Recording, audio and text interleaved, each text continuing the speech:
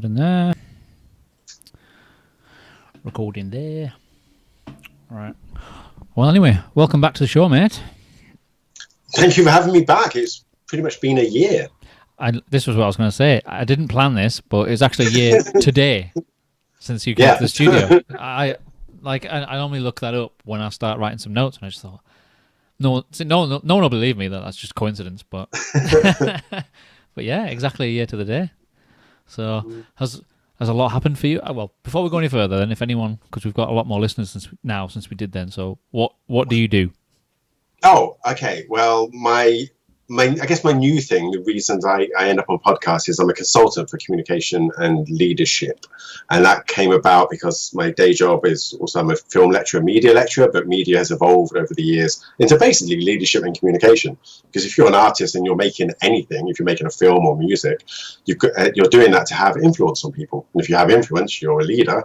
And because of the way the world is how it is, I really try and get, or anyone, but also my film students, to think about the impact they're going to have on the world. So, and I've made, back in the day, I made some films that were just like trash. Like I think we talked about last time, like a horror movie with a chair that killed people and just like crazy stuff. You got to start somewhere. Yeah, well, yeah, exactly. But it didn't say anything about the world, and I just think, and I think we have a responsibility to do that. So, day job is I'm a media lecturer, and then I also have a consultancy around leadership and communication. So, like the media thing. So, what sort of stuff do you do with that? Do you just lecture about that, or do you do stuff in your own time to do with that as well? Yeah, mainly I lecture on it, and it used to be, because it is a filmmaking course. So I lecture on kind of storytelling and character development and language, but it's also become just deep communication. So when Prince Andrew gave that interview, we threw Prince Andrew up on the big screen and then just went through how he was speaking and his body language and the questions the interviewer asked to work out if he was being deceitful. And that was a really interesting, that's probably one of my most fun days. That's kind of what I'm most interested in. How we lie all the time. I love, sounds like a weird thing to say, but I love deceit. You can lie with your body language, can't you? Exactly right. And I love how when I start talking about lying, people start to redefine what a lie is so that they don't sound like a liar. So I'm like, no, you're lying. No, I was just generalizing. No, it was a lie. It wasn't. Yeah, like deflecting things away as well. Oh, politicians are probably the master of that, must be, surely. Yeah, exactly right. They just don't answer the actual question. They just repeat the same thing over and over again. Yeah, the Bill Clinton one is famous because he said, I did not have sexual relations with that woman. It's like, well, he's distancing himself from it. If it said, I did not have sexual relations, even saying it as sexual relations is distancing language. Whereas if he'd said, like Lewinsky, I didn't bang him. Yeah, exactly. But he's just playing chess a little bit with words, and I find that fascinating. So, but mainly what I do in that role, which is again they're all linked, is I'm training like 16 to 18-year-olds to have a career, but their career is going to be in 2040. And I've got no clue what that looks like. 20 years ago, we had dial-up, we didn't have YouTube, didn't have social media, and I know that most, like 40-50% of jobs are going to disappear in the next 5 years because of automation and AI and robots, and I think it's going to speed up because the pandemic has made a lot of companies realize that you can work remotely, but also that people get sick, and if they were robots, they wouldn't get sick. So, but what we do know is the things that are going to really be useful in the future are storytelling, empathy, communicating like human to human, leadership, just emotional intelligence. So I just try and go all in on that, and the ability to rapidly learn. Because we can get too automated though, and it takes away the human element. Just because AI can do something doesn't mean it should. Exactly right, and I think there'll be a bit of a backlash like there was when we had lots of kind of Indian call centers, and even a few years ago there's a video going around of Google AI calling a hairdresser and booking in a hair appointment, and the hairdresser at the other end of the phone didn't know they were talking to like AI, and that's more advanced now. That's quite so. What you're going to get to the point is where you're like, I want to talk to a person, not AI, and the AI is going to be like, I am a person, and you're going to be like, oh, you're a person. And scary. Which is why I think video, I'm still amazed that we don't have like video conferencing with doctors. I just don't understand why that's not I think that has started to become a thing in lockdown. Yeah. I think I've heard of people having consultations over like Zoom or Skype or whatever. So that could set a precedent for things like that happening in the future. Hopefully, so you can be like, hey, look at this rash or whatever. And that's done. Well, even with cameras now, you can take a really good quality photo on your phone and send it to them, and they can just look at it straight away.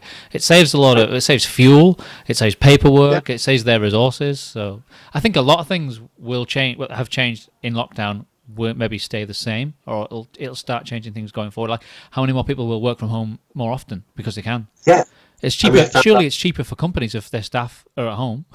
Exactly right. We found out that it was that the companies were lying. They were like, oh no, you can't possibly work from home. And what they meant is they're weak managers who need to see you at a desk to know that you're working. That's weak. That's so they don't trust you. They don't trust you. That's it. And so going back to your media study, what qualification do people get if they complete your course then? Okay, so it's a level 3 course, which is the equivalent of A level. So people will tend to come to us after GCSE, and it's the equivalent of like BTEC. It's actually called UAL, which is University of the Arts London, and the 2-year course is an extended diploma. So that's the type of course you would get that would give you enough UCAS points to go off to uni if you wanted to. But it's a phenomenal course, and it's the only reason I still teach is because we can the highest level of flexibility in terms of what you can choose what you want to do.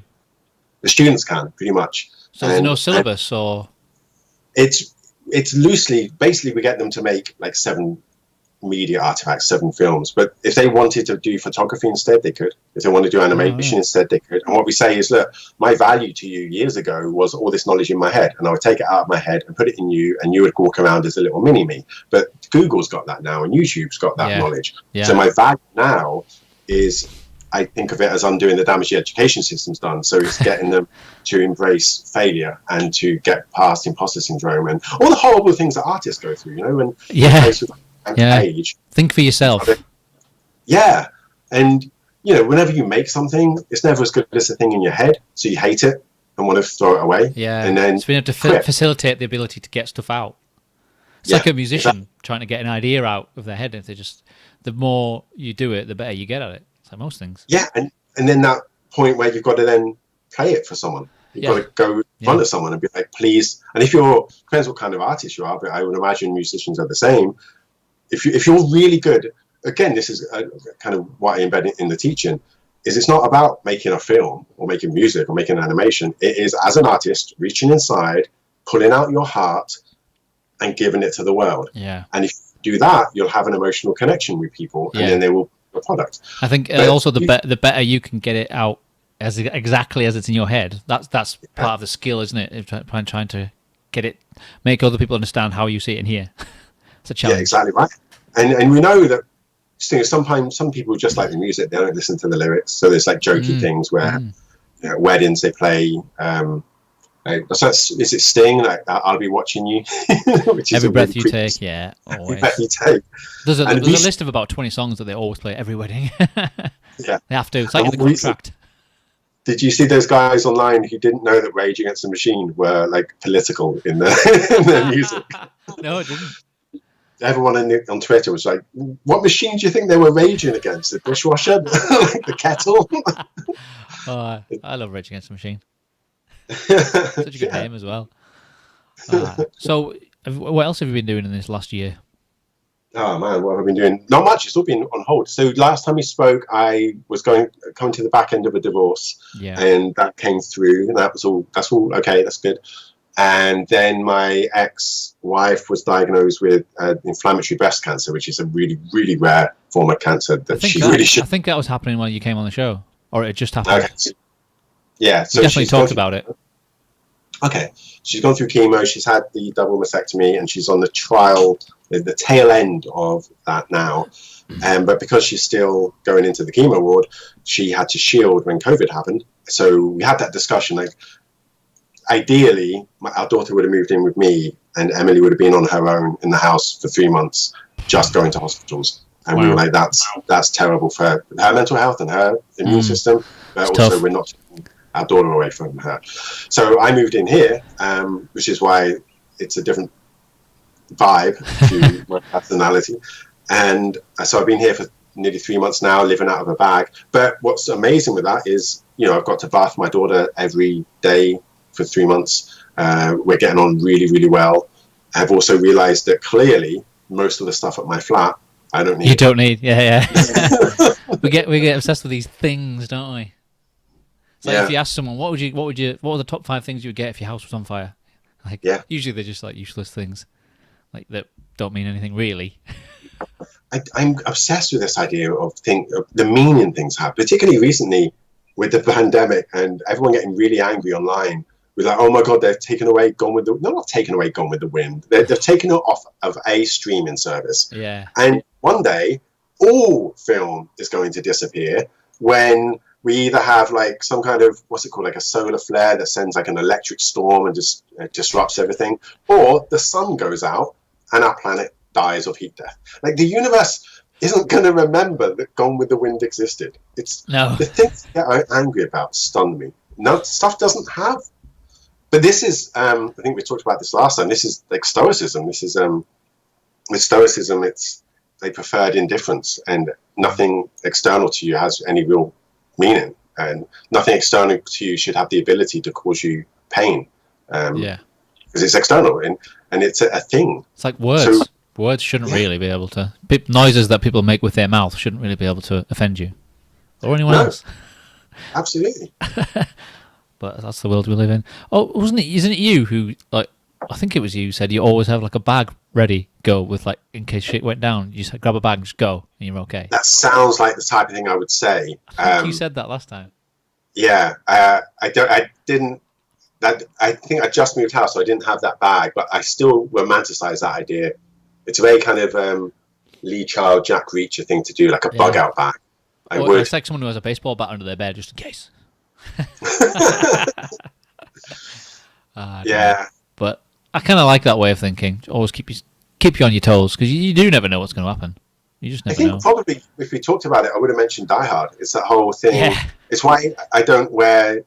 If I'm at home, I'm dressed. I don't like wear pajamas or anything because I know that Die Hard's the extreme of terrorists could attack.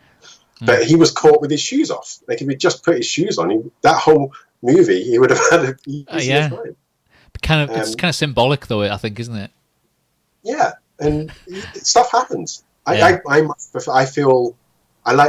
feeling ready for action. How has lockdown affected you work-wise then? It was, to be honest, it just validated everything I've been saying for years. You've just been doing everything remotely online?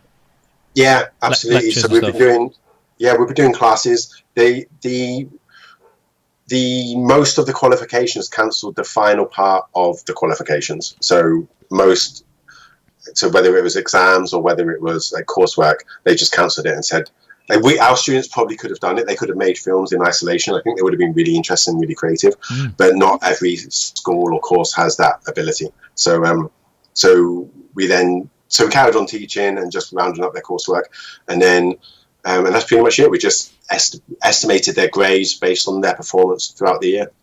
Cool. But it's been fun watching the college embracing new technology. They're leaning towards Microsoft and Teams, which is a bit of a drag. But instead of Zoom. They all started out using Zoom because it's the thing we're most familiar with and it's a bit easier. Everybody is now. Everybody can Zoom. Even grannies are Zooming now. Yeah, totally. But I think they just want it to feel a little bit more academic in some way. And to be fair, Office and Teams and there's loads of different add-ons to it. That's the way. If you look at their advertising, that's the kind of market they're going for anyway. Business and academic. That's definitely what they're going for. Whereas Zoom's more of like a family, everyone can do it easy kind of thing. I haven't used Teams actually. I hadn't used Zoom until lockdown. I always used Skype like we're using now. Yeah, it feels like it's like the Photoshop version of Zoom. It can probably do a lot more, but oh my God, it's a pain to learn. Ah, right. Microsoft is shoving everything. Before we started, as we were saying, I did an update. Microsoft Edge, Microsoft's web browser, shoving that in my face. Like, no, I don't want it. Yeah. If I want it, I'll come to you. So what else have you been doing there? Did I see you started a podcast, or you're going to be doing podcasts? Yeah, that was really, really recently. And that was a really weird experience because I was the interviewer for a while, and that's a whole different skill. And I wasn't very good at it. So I applaud you for doing this. How do you know you weren't very good at it? Where are they? Where can we see them? Where can you see them? Have you put any out yet? Yeah, I have. Oh, so there's a Facebook page called Keyhole Storytelling. It's on Anchor, but I don't know. I guess it's Anchor Keyhole Storytelling, and YouTube on the you used Anchor because it's free. Yeah, but also just sends it all out to everywhere else. So I was like, that's quick and easy. So, and I put it off for ages because I've got to have it perfect. Got to get the perfect mic. I've got to get the perfect artwork. Everybody does that. I was like, let's just start. And that came about from that line in Doctor Strange where the Ancient One says, you're a man looking at the world through a keyhole, looking at the universe through a keyhole. And on my growth, for want of a better word, that's really stayed with me, this idea that everyone's got a perception of the world and it's entirely different valid. View. Yeah. That's part of the reason why I started this as well. Yeah, absolutely, right? Otherwise, how are you're going to be in your own little echo chamber?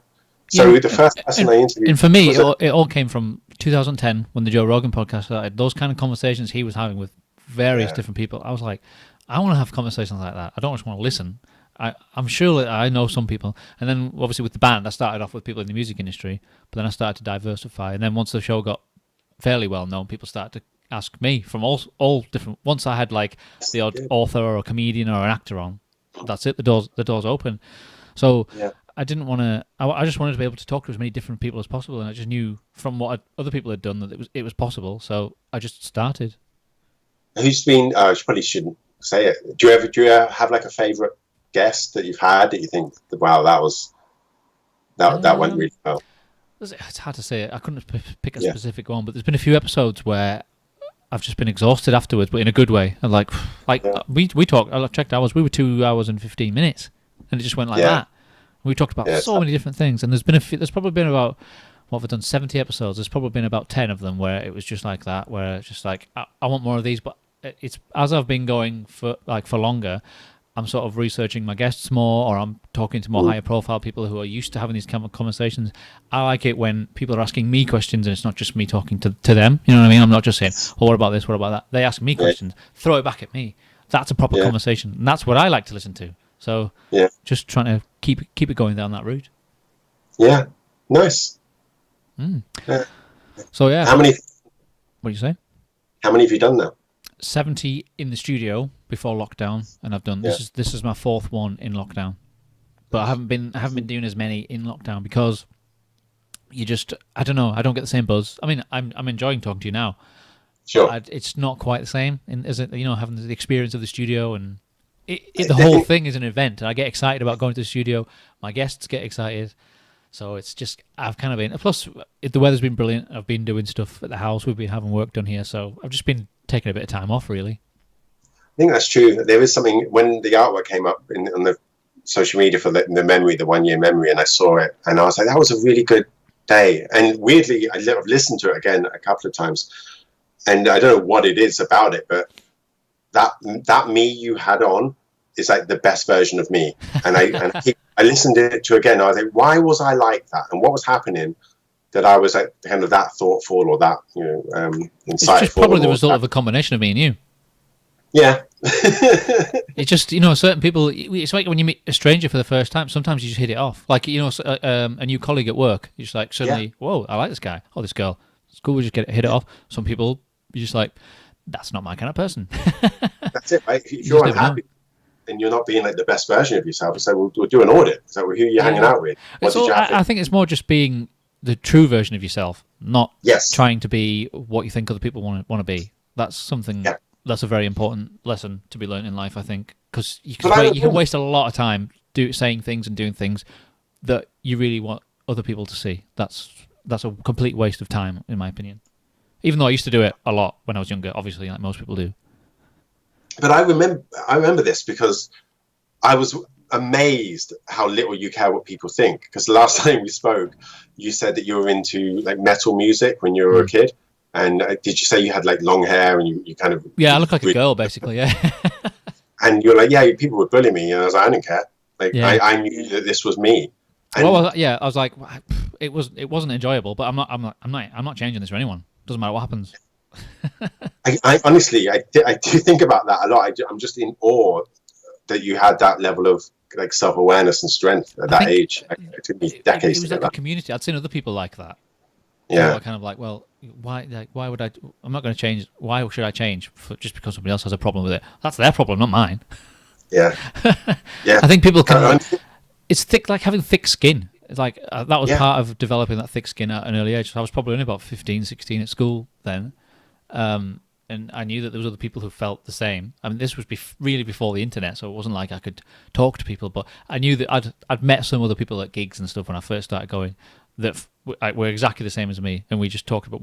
We both had that problems, in our lives. With people giving a shit for having long hair and listening to that music, but we're not going to change for anyone. No, that's absolutely amazing. So when I know virtually nothing about metal music apart from that one Metallica song, like Sandman, probably. So what's the whole relationship with like metal and perceived? I know it's not devil worship, but there's a kind of, it feels like there's a satanic element to it. Yeah, I think that's because a couple of the first bands, like Black Sabbath, they talked about that a lot. So that became the stereotype of heavy metal because it was the first. Yeah. And then obviously like when thrash metal came in the early 80s, like Slayer and slightly before that Iron Maiden, they talked about demons and sorcery and stuff like that. But then other bands like Metallica started talking about like real life stuff, people could relate to. But then once other bands became more mainstream, then it kind of opened up. But that was definitely the early perception of it just being about, death and demons and there is still a lot of that, but it's quite, if you actually listen to it. Like, have you seen these reaction videos where there's people like you who've never really got into metal at all, just reacting to for the first time? Have you seen them? I don't think I've seen one with metal. I've seen like the GTA ones and stuff like that. Right. I've seen like the most popular ones I've seen are like hip hop people reacting to metal for the first time. Oh wow! So for me to watch people reacting to Metallica for the first time is like, I wish I could go back and like delete my memory and listen to my favorite music again for the first time. You kind of feel like that when because they're usually amazed by it. Like they totally were shitting on it, and then they've listened to it. They go, "This is really good. These lyrics, this guitar, the combination." And they start giving these really elaborate appraisals of this music that they'd never listened to. So I love listening to stuff like that. That's so good. That's so interesting. What's your favorite movie related to like metal music? Do you have many? Did they happen? I don't think I've ever been asked that before. I'm trying to think of some now. Other than documentaries, no, I can't think of any that were derived from metal. I know metal sometimes get used in certain scenes, but yeah, I remember like Bill and Ted had a few tracks, but I'm not sure if that Bill and Ted quite comes as metal. Wayne's World, sure. Yeah, there's a great blues movie called Crossroads, which has got the Karate Kid in and Ralph Macchio, and that really got me into blues music. I was just like, this is amazing, and it's got some famous guitarist at the end. I can't remember his name, but and there's a duel, which is just amazing. It's all about selling your soul to the devil. Crossroads, man. Blues is linked with the devil as well. That's so interesting. Yeah, it came from a lot of the notes that they really like hundreds of years ago. Certain chord progressions or notes were banned. Were like you couldn't use them because they were like associated with the devil. That's so crazy. Because they give off a certain sound. People they just couldn't handle it. What I love about that is it's the fear of art, and it's interesting now where in censorship come back, but they were so scared of. I remember I think it was in the 40s or 50s, probably the 40s. They were scared of comic books, and then the 50s it was kind of like rock and roll. Then it's like Elvis and when like the Beatles and the Stones came through. Like all the parents and the grandparents were like up in arms. They couldn't believe their children were listening to this. Like now it's like nothing, is it? Yeah, exactly right. And it's crazy because you go back far, and I think Socrates or Plato or someone was complaining about youngsters because they were writing everything down and they weren't going to remember anything anymore. And I'll be knackered. I can't remember anything now. If it wasn't for my notepad, what do I use? I use an app called Evernote. Where if I think of something, or if someone says, make sure you do this, or remind me to do that, I have to put it in there, otherwise I would never forget. I think I'm only 39, but I think I've already reached full brain capacity. Yeah. Like I have to keep throwing stuff out to put stuff in, but it's like when you're running out of space on your phone or your computer, you try and delete stuff so you can get new stuff in, but it's just an ongoing battle of trying to remember stuff. So the chances of me getting Alzheimer's is quite high, I think. Did you see that cool David Bowie video going around where he's been interviewed by MTV in like the late 70s or 80s, and he calls them out for not having enough black musicians on it? It's freaking amazing. He was quite a forward-thinking guy. He's so calm and polite. And he said, well, like, you know, I was just wondering, you know, you don't seem to have that many black music videos, and some of them are doing really good things. And the guy's like, well, you know, we could do that if we were playing it to like New York and LA, but there's people in like Poughkeepsie, and they'd be terrified if they saw Prince on screen. And David Bowie's face, like, he stays polite, but you can see inside he's like, dying. Yeah. But speaking of David Bowie, there was another one where he predicted the internet. Basically, have you seen that one? I think I have seen. It was like it was in the mid 90s, I think, where he predicted like we'll all be connected by devices and we'll be able to share information all over the world. Because I think the first computers had come out then, but he called it. There's a book that was written in 1909 called "And Then the Machine Died," and it's a short story. It's like 25 pages, and in it, everyone lives underground in these bunkers. They all communicate basically by email, and they have these screens, and they talk to each other on screens like this, but no one goes out, and it's like lockdown now. Wow. And it's like, how did you, in 1909, how did you imagine like Zoom? Yeah, where'd that come from? Well, that's like true, just because it feels like a lot of our technology or a lot of our science fiction is like, oh, it's just this but a bit more extreme. Yeah, like ideas based off stuff we already have, but back then we didn't have nothing, so that's quite I read it. It just blew me away. And then they run out, they call it the machine, and they're like, oh, the machine provides everything, and no matter what they want, it comes to their door. So if they want like a new whatever, it just arrives almost instantly. It just gets delivered. It was incredibly insightful. He is. Well, going back to the black thing, then, what have you made of all of this movement that's going on right now? It's pretty powerful. Yeah, it's good and bad.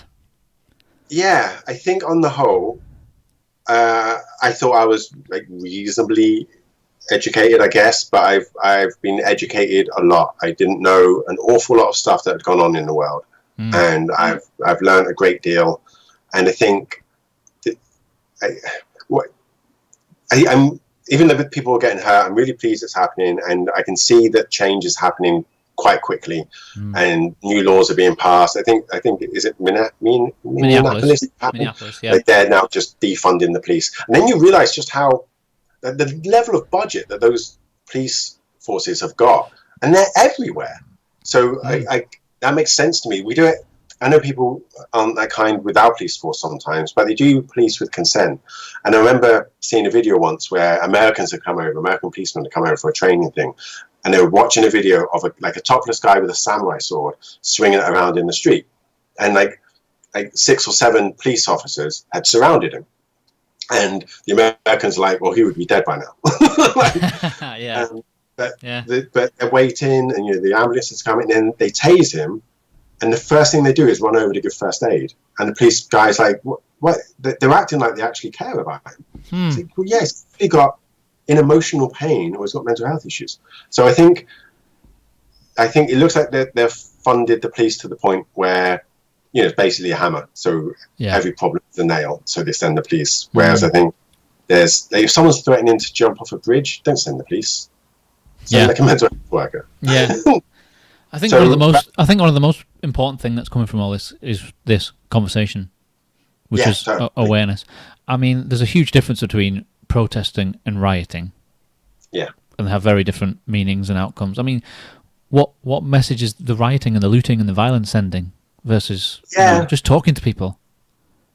Yeah, absolutely. I mean, you're right. I think sometimes it's different people, but also a lot of people are just opportunistic. They've been locked indoors for 8. Many of them have lost their jobs or have not secure income. So if they can grab a TV, they grab a TV. What I'm surprised at is how defensive a lot of white people are being. And I'm surprised at the low level of racism that people have got. And I don't understand it. And I don't understand it because... What do you mean? they're getting a little bit defensive, and the language they're using around kind of black people tends to be, it feels like they're almost pigeonholing a certain type of black person. They're then like, these are the bad ones. We don't want these people. Same with like immigrants. It's, I don't want these people coming over here. Well, it's like terrorists and Muslims try to just, they're all, they're all Muslims that are terrorists. Even though that's clearly, it's like football hooliganism. It's just a small portion that give them all a bad name. Yeah, and I think, like, I don't understand it. Like, if you love anything, like any media right now, like, you're going to have loved your black actors for sure. Like, it's got, some of them are huge. If you love comedians, if you don't like black comedians, you're missing out on so much comedy. It's crazy. For the colour of skin, it doesn't make any sense. It's like, obviously there's still plenty of racism in football, but it was even worse like years ago. But like, you'd see there'd be racial slurs from the crowd, but then they'd be the same people who cheer when they score a goal, or like when they score a goal for England, they'd be like, yeah. But then as soon as they go back to their club, they start being racists again. I just don't. That makes no sense to me. I'm hoping that there's a huge. This is going to sound a bit woo-woo, but a huge spiritual awakening going on, and I'm hoping that a lot of people, partly through lockdown, have had to spend some time with themselves or their families, and they've had to work out who they are and what they believe in. And I think that the conversations around Black Lives Matter have probably caused a lot of that as well. And it's okay to, I've got to say this carefully. No, I don't. It's okay to be a little racist. And I mean that in that if you've grown up in the West, I know what you mean, and you've watched our movies and like TV, even if it's just through deletion, like I don't know anyone from Japan. So my idea of a Japanese person is based on the boss in Die Hard and samurais. like that's it. Yeah. So I'm making assumptions and generalizations around a race. It's but not in an ideal scenario, everyone will be able to do that for everybody. It's like white people jokes, black people jokes about Irish people, making fun of. In an ideal situation, it's history that dictates, but we should all be able to do that to everyone lightheartedly. If we're not intending to hurt someone's feelings. I think that's it. I think that's okay if it's kind of like surface level. But I think when you're making jokes around race or what country you're from, and there's a weight of pain underneath, then it's a bit too. It's like comedians have got to tread a fine line. Like always, like I couldn't do that job. You just have to think about what, and then once you've said it, it's out there, it's done. And then just with this as well, the press might take 2 sentences from like a 90-minute show, and they'll be like, he said this, and you're like, no way, that was a callback to a joke he's been setting up for 30 minutes, and you out of context. And sometimes I've seen them where it's been a predominantly black audience, and that the audience has found it hilarious. Yeah, they're all in on it. They thought it was so funny, well written. They thought it was brilliant, but then put it in the media and then put a different spin on it. But that's it, right? Well written. It's you can say stuff like that, and it can be saying something using humor to make a point. Like Ricky Gervais does it really well. There's a comedian called Stuart Lee who I really like. I think he does it well. I've just started watching Dave Chappelle. And that guy's the he's depth really good. Of intellect behind it. I laughed out loud a lot. I was, but I suppose the difference is how a black guy could tell white jokes to us. We wouldn't give a shit. We wouldn't care. No one cares. Yeah. But if we do the other way around, then it gets dissected. And there's a lot more meaning behind it because obviously our heritage is very different, and you've kind of got to always bear that in mind, which is why talking conversations, and I also feel people, mainly white people, I suppose, will have, since in lockdown, we've had a lot more time, we're all connected to social media and the news more, so hopefully people the awareness is there, because you can't avoid it, because you've got not much else to do at the moment, so you should be tuning into the news, and like people have been listening into the news briefings, so you're listening to all different kinds of news, so this Black Lives Matter thing now is something that else has come up as well as the pandemic. So you've got to pay attention to it, surely. I hope that it depends on people who use social media as well. Like I tend to add anyone because, and I try to stay friends with. There's people who I absolutely fundamentally disagree with on my Facebook feed. They're like either extreme Trump supporters extreme Christians, and there's people who I think are, in my perception, I think they're coming across as racist, and I don't delete them because I think, well, by them being, if they're still following me, maybe they'll see something I share or I say that can move them, kind of move the dial a little into what I think. That's a very important thing that's coming from all of this. For me personally, is as white people, our responsibility in this whole situation is not just to say I'm not racist, is to show that you're not racist by talking to other people and educating people, just the same as black people are. And it crosses everything. It's the same with homophobia, right? It's not enough to be not homophobic, but if you see something that's homophobic, like an injustice, it's like, well, you gotta call that stuff. It's like it's also no matter. Like I don't want to kind of make it less than it is in terms of racism or homophobia or whatever, but a lot of the jokes, there are things you can say. It's like bad writing. Like racist comments are like bad writing out of a badly written character from a crappy film, and I just think, it's like, be better, be a better human being. Like, come up with like some kind of argument at least, but just saying names that you think are.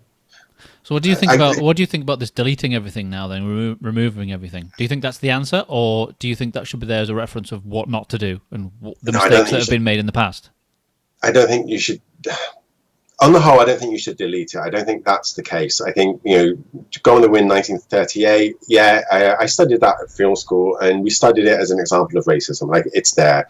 Dan Busters has a dog in it, which is called the N-word. And they're like, hey, N-word, come here. Wow. And I remember watching it as a kid and being so uncomfortable that happened.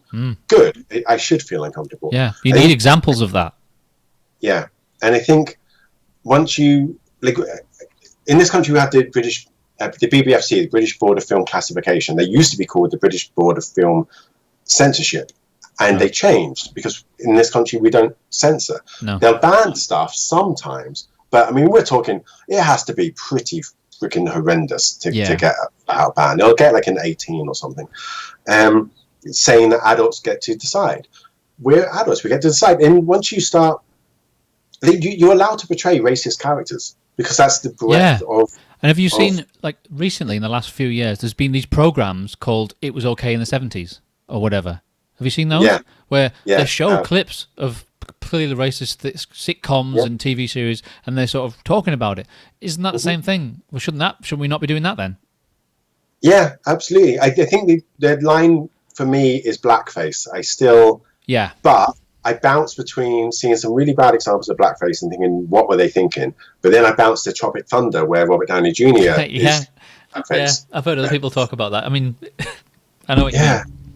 But he's mocking actors being method, and he's laughing. But what's more method than doing that? So I get it. Yeah, I think the market decides when it comes down to stuff. There's stuff that's being made now that's racist or sexist or homophobic. Yeah. It's to be honest, the whole thing, it just pisses me off that it's still an issue now. Which in racism is all of it, and homophobia, just like that we're still dealing with that now. I think I would hope that with the Black Lives Matter and everything that's going on now, I hope this is the huge turn that we need now to sort of really get that down. I hope so, and I hope I don't feel. I remember there being racist language kind of in the 80s when I was growing up, but I don't remember the vibe of being more homophobic. Like the AIDS virus was around. I don't think you could. In fact, I'm not entirely sure it was legal until maybe the late 80s. So, and have you seen those horrendous adverts where it's like kind of about. Not adverts, but public service things where it's like a paedophile and it's a park and there's the guy in the Mac and it's like paedophilia and homosexuality seemed linked in some way in the 80s. And that feels like, no, I mean, it hasn't gone. We still don't have like a gay superhero movie. No. Like, why not? Or openly gay people in power. Yeah, is there many? I can't think. I'm sure there is, but I can't remember who. Or in some, like in some in football, they just don't come out. Yeah, there's a presidential candidate in America that was, and I think he's dropped out now. But I would absolutely love to see like the campest man you've ever seen in your life, like, be the president or something. I'd love it. I think it'd be brilliant. Like, I'm all for all different types of people doing various different jobs because you get variety, you get change, you get different things. Yeah, absolutely, I agree. And what breaks my heart is if you're a racist or homophobic or any kind of prejudice, you're stopping yourself from meeting amazing people who may bring so much joy to your life. Yeah. It's just made me realize that Barack Obama being the first black president hasn't really done what it should have done for this whole thing. Not at all. Seems like this now is probably the most that's come from anything like that. Yeah. It's interesting with Barack Obama because do you remember the show 24 with Kiefer Sutherland? Oh yes, I love that program. But there was a black president in there, right? There was. I remember thinking, was his name? David. I don't know. President, I can't. Yeah, but yeah, he was a good president. Yeah, exactly. So then you're like, oh, a black man can be a good president. We're seeing it on TV. Wasn't a female president as well in that at some point? Oh, maybe I stopped watching that. Oh, did you? Okay, but like that should have happened by now. Yeah. You know, it's strange that it hasn't. I'm sure it will at some point. Well, okay. So one thing we can talk about is obviously being guys, like because we're qualified. I hope so. Guys. If that gets taken away from us as well. So, why do you think this fear is of like women in power that some guys have? Like, could you date? Could you be with a woman who was making more money than you? Yeah, absolutely. Yeah, I would love it. You just have respect for that person. Yeah. Yeah. So why do you think so?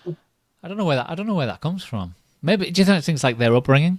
Because it's just like cycles repeat, don't they? It's like people who always vote for the same political party just because his dad did, his granddad did.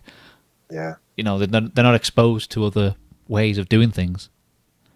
Yeah, absolutely. So maybe they've just been brought up in that environment of the man should bring the bread home. Yeah, but there's so many amazing, strong women in. Well, I think it's changing. I think you're right. It's only going to get. It's the same with the Black Lives Matter. This whole thing is slowly going to even out.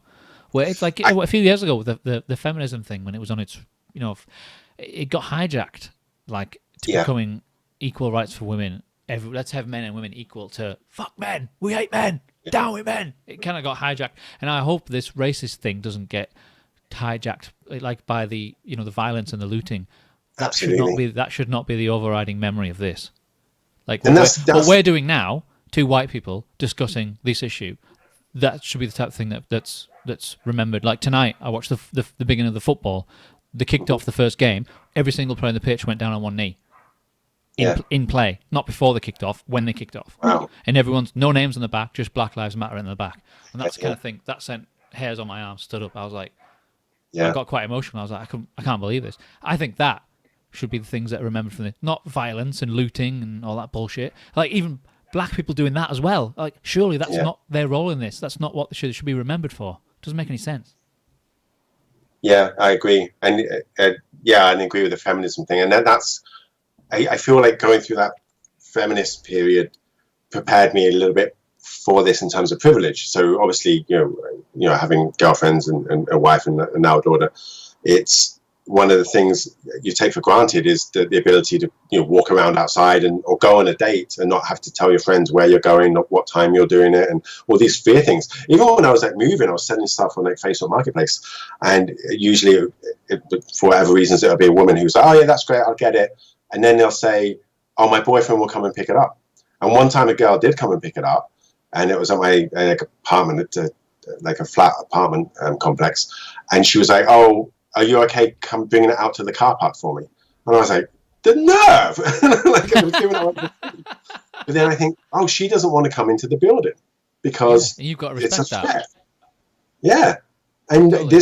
this continuous worrying about safety is something that is certainly as white straight guys, we don't really do. We don't have to do. I can't imagine what that's like. Going back to your question about what's like being a guy, I don't think what was the question about why do some men they don't want women to be above them, sort of thing. Is Is that what it was? Yeah. Yeah, pretty much like, why don't we like strong women in power? Why is it not just? It seems like a lack of respect that I have for women. Then. Yeah. I think that's down to pornography. Well, yeah, that could be. Yeah, but but it was. I don't know. Hasn't it always been that way? It's actually better. Yeah. Now. Yeah, but it's actually kind of better now than it was a while ago. Is it not? I hope so. But then I look at how fragile sometimes masculinity is. Though it is getting better. There's more men. There's more public figure men who are openly showing like real emotion and talking. I find than there ever has been because we had all the social media and these platforms. I think so too, and I think Marvel's helped with that, with like Thor having a panic attack and putting on weight and things that you 25 years ago they wouldn't have even thought of that. No way. Wouldn't have been. Thor would have to be a man from the first second to the last second. No weakness, nothing. Yeah, Iron Man having PTSD, characters getting scared. It's like good. That's the breadth. I've seen the argument that they're superheroes, so they shouldn't. If they were human, 100% human, they should be showing that. But if they're superheroes, they shouldn't be susceptible to that. But but then I still agree that they should. I think they should. Yeah, it's more relatable. Exactly, because then you get the DC argument, which is why they're struggling. Wonder Woman's a bit too perfect. Superman's just too perfect. Like an allergic reaction to kryptonite. It's like we need a bit of realism. It goes back to like the Greek myths, and all those guys were flawed. That's what made them human. That we could the lessons from the demigods and the heroes and the gods and the mistakes they made taught were like parables and fables for humans to work out how to live themselves. Like no one wants anything. There's not even a perfect God. Like, all gods make mistakes. That's how you learn. Yeah. No one is just at the top of their game, just from the start. It's like I said on one of my previous podcasts about a lot of the most successful, especially business people who you come across. They'll say, "Oh, where did this idea come from? How did you get here?" And he goes, "Well, this is probably my 14th venture. The 13 previous all failed, so that's how I've nailed this one." And it's like a lot of have you noticed some famous brands? It's what is it? Whiskey, number 7, old number 7. Okay. Right. Yeah. It was the 7th formula that they chose before they got it right. It's not just they start one day and had it done. That's it. I can't agree with that so much. When in the course I teach, for the first, there's 8 units, and for the first 7, it's all pass-fail, and it's not graded. And the reason for that is I don't want our students stressing over trying to get a high grade, because then they won't take any risks. And as artists, if you don't take a risk, if you don't mess up, go on. I was just going to say, one of the first tasks you have to do is make a horror movie, and we barely teach them it. And they're like, "Oh, but you haven't really taught us." I was like, "No, go do it wrong. Go do it wrong. Come back." You will learn a lot more doing that way. Yes. Yeah, that's interesting. That I like the idea of those kind of academic courses. What do you think the idea of? So in your course, how much is work for themselves, like coursework versus exams? It's all coursework, no exams. See, don't you think that's the way to do it? Yeah. Because exams only cater for people who can remember a lot of stuff off the top of their head, which isn't me. And they don't need to do it. And that doesn't reflect any of your working life after that point. You'll never have to do things like that. It'll all be someone gives you a piece of work. You don't have to just recall it off the top of your head. You can go and look it up. You can go and do some research. And if you use it every day as part of your job, you will remember it. Yeah, exactly. I never understood. Even when I remember doing GCSEs at 16, whenever it was, thinking, I know I'm not going to do very well at this, because I think it was 50-50. And I'll do well at the coursework side of it, and I will let myself down because I have trouble remembering things off the top of my head. If I have the book there, I look something up, I'll be able to work it out. Give me a calculator, I'll be able to answer that. Just because I have a bad memory, I'm not going to be able to do this. What really frustrates me with that is that we've got 10 years of that kind of school education, and they know they're sending you towards exams at the end, where it's important to remember stuff. So why isn't it they have at least a lesson a week on just memorization skills? We know that is brilliant. There's people who can do remember whole orders of playing cards. The human brain can do that. Yeah. And I've seen those people. I met someone who could do it once, where they remembered this massive long story, but in their head they were like walking down a path, and then there was a letterbox, and that meant they turned left. But everything visualization. Like, yeah, and it kind of told a story to remember all these facts. Yeah, but I've never been taught that. It's like the game. Have you seen that? I don't know what it's called, where someone will bring you a tray full of like 12 items. Yeah. And then they'll go and they'll take them, like half of them away, and they go, "What were the other half?" And you're like, can't remember. I've seen times where someone's been talking to someone, and then something's kind of happened, and they've switched people, and the person talking hasn't worked out that the person they were talking to has been replaced by someone else. What? The person's right in front of them? Yeah. Wow. Yeah. How's that possible? I guess people aren't just being mindful. I guess they're too busy thinking about what they're going to say next or something. Yeah, that's a big thing I've said. I think I said it on the last one about doing this, is me listening to what someone's saying. That's why in here I've got a list of bullet points, not necessarily questions, but things about you that I've done some research and I'll know at some point in this conversation I want to bring up. But the rest of the time I'm just listening to you, and we'll just go from that. Because if you're worried about what you're going to say next, you're not listening to what the person's saying, and you may miss out on a bit of back and forth there with really good content. It's not it's not a conversation. I want conversations. It's not an interview. I always tell people, this is not an interview, by the way. It's a conversation.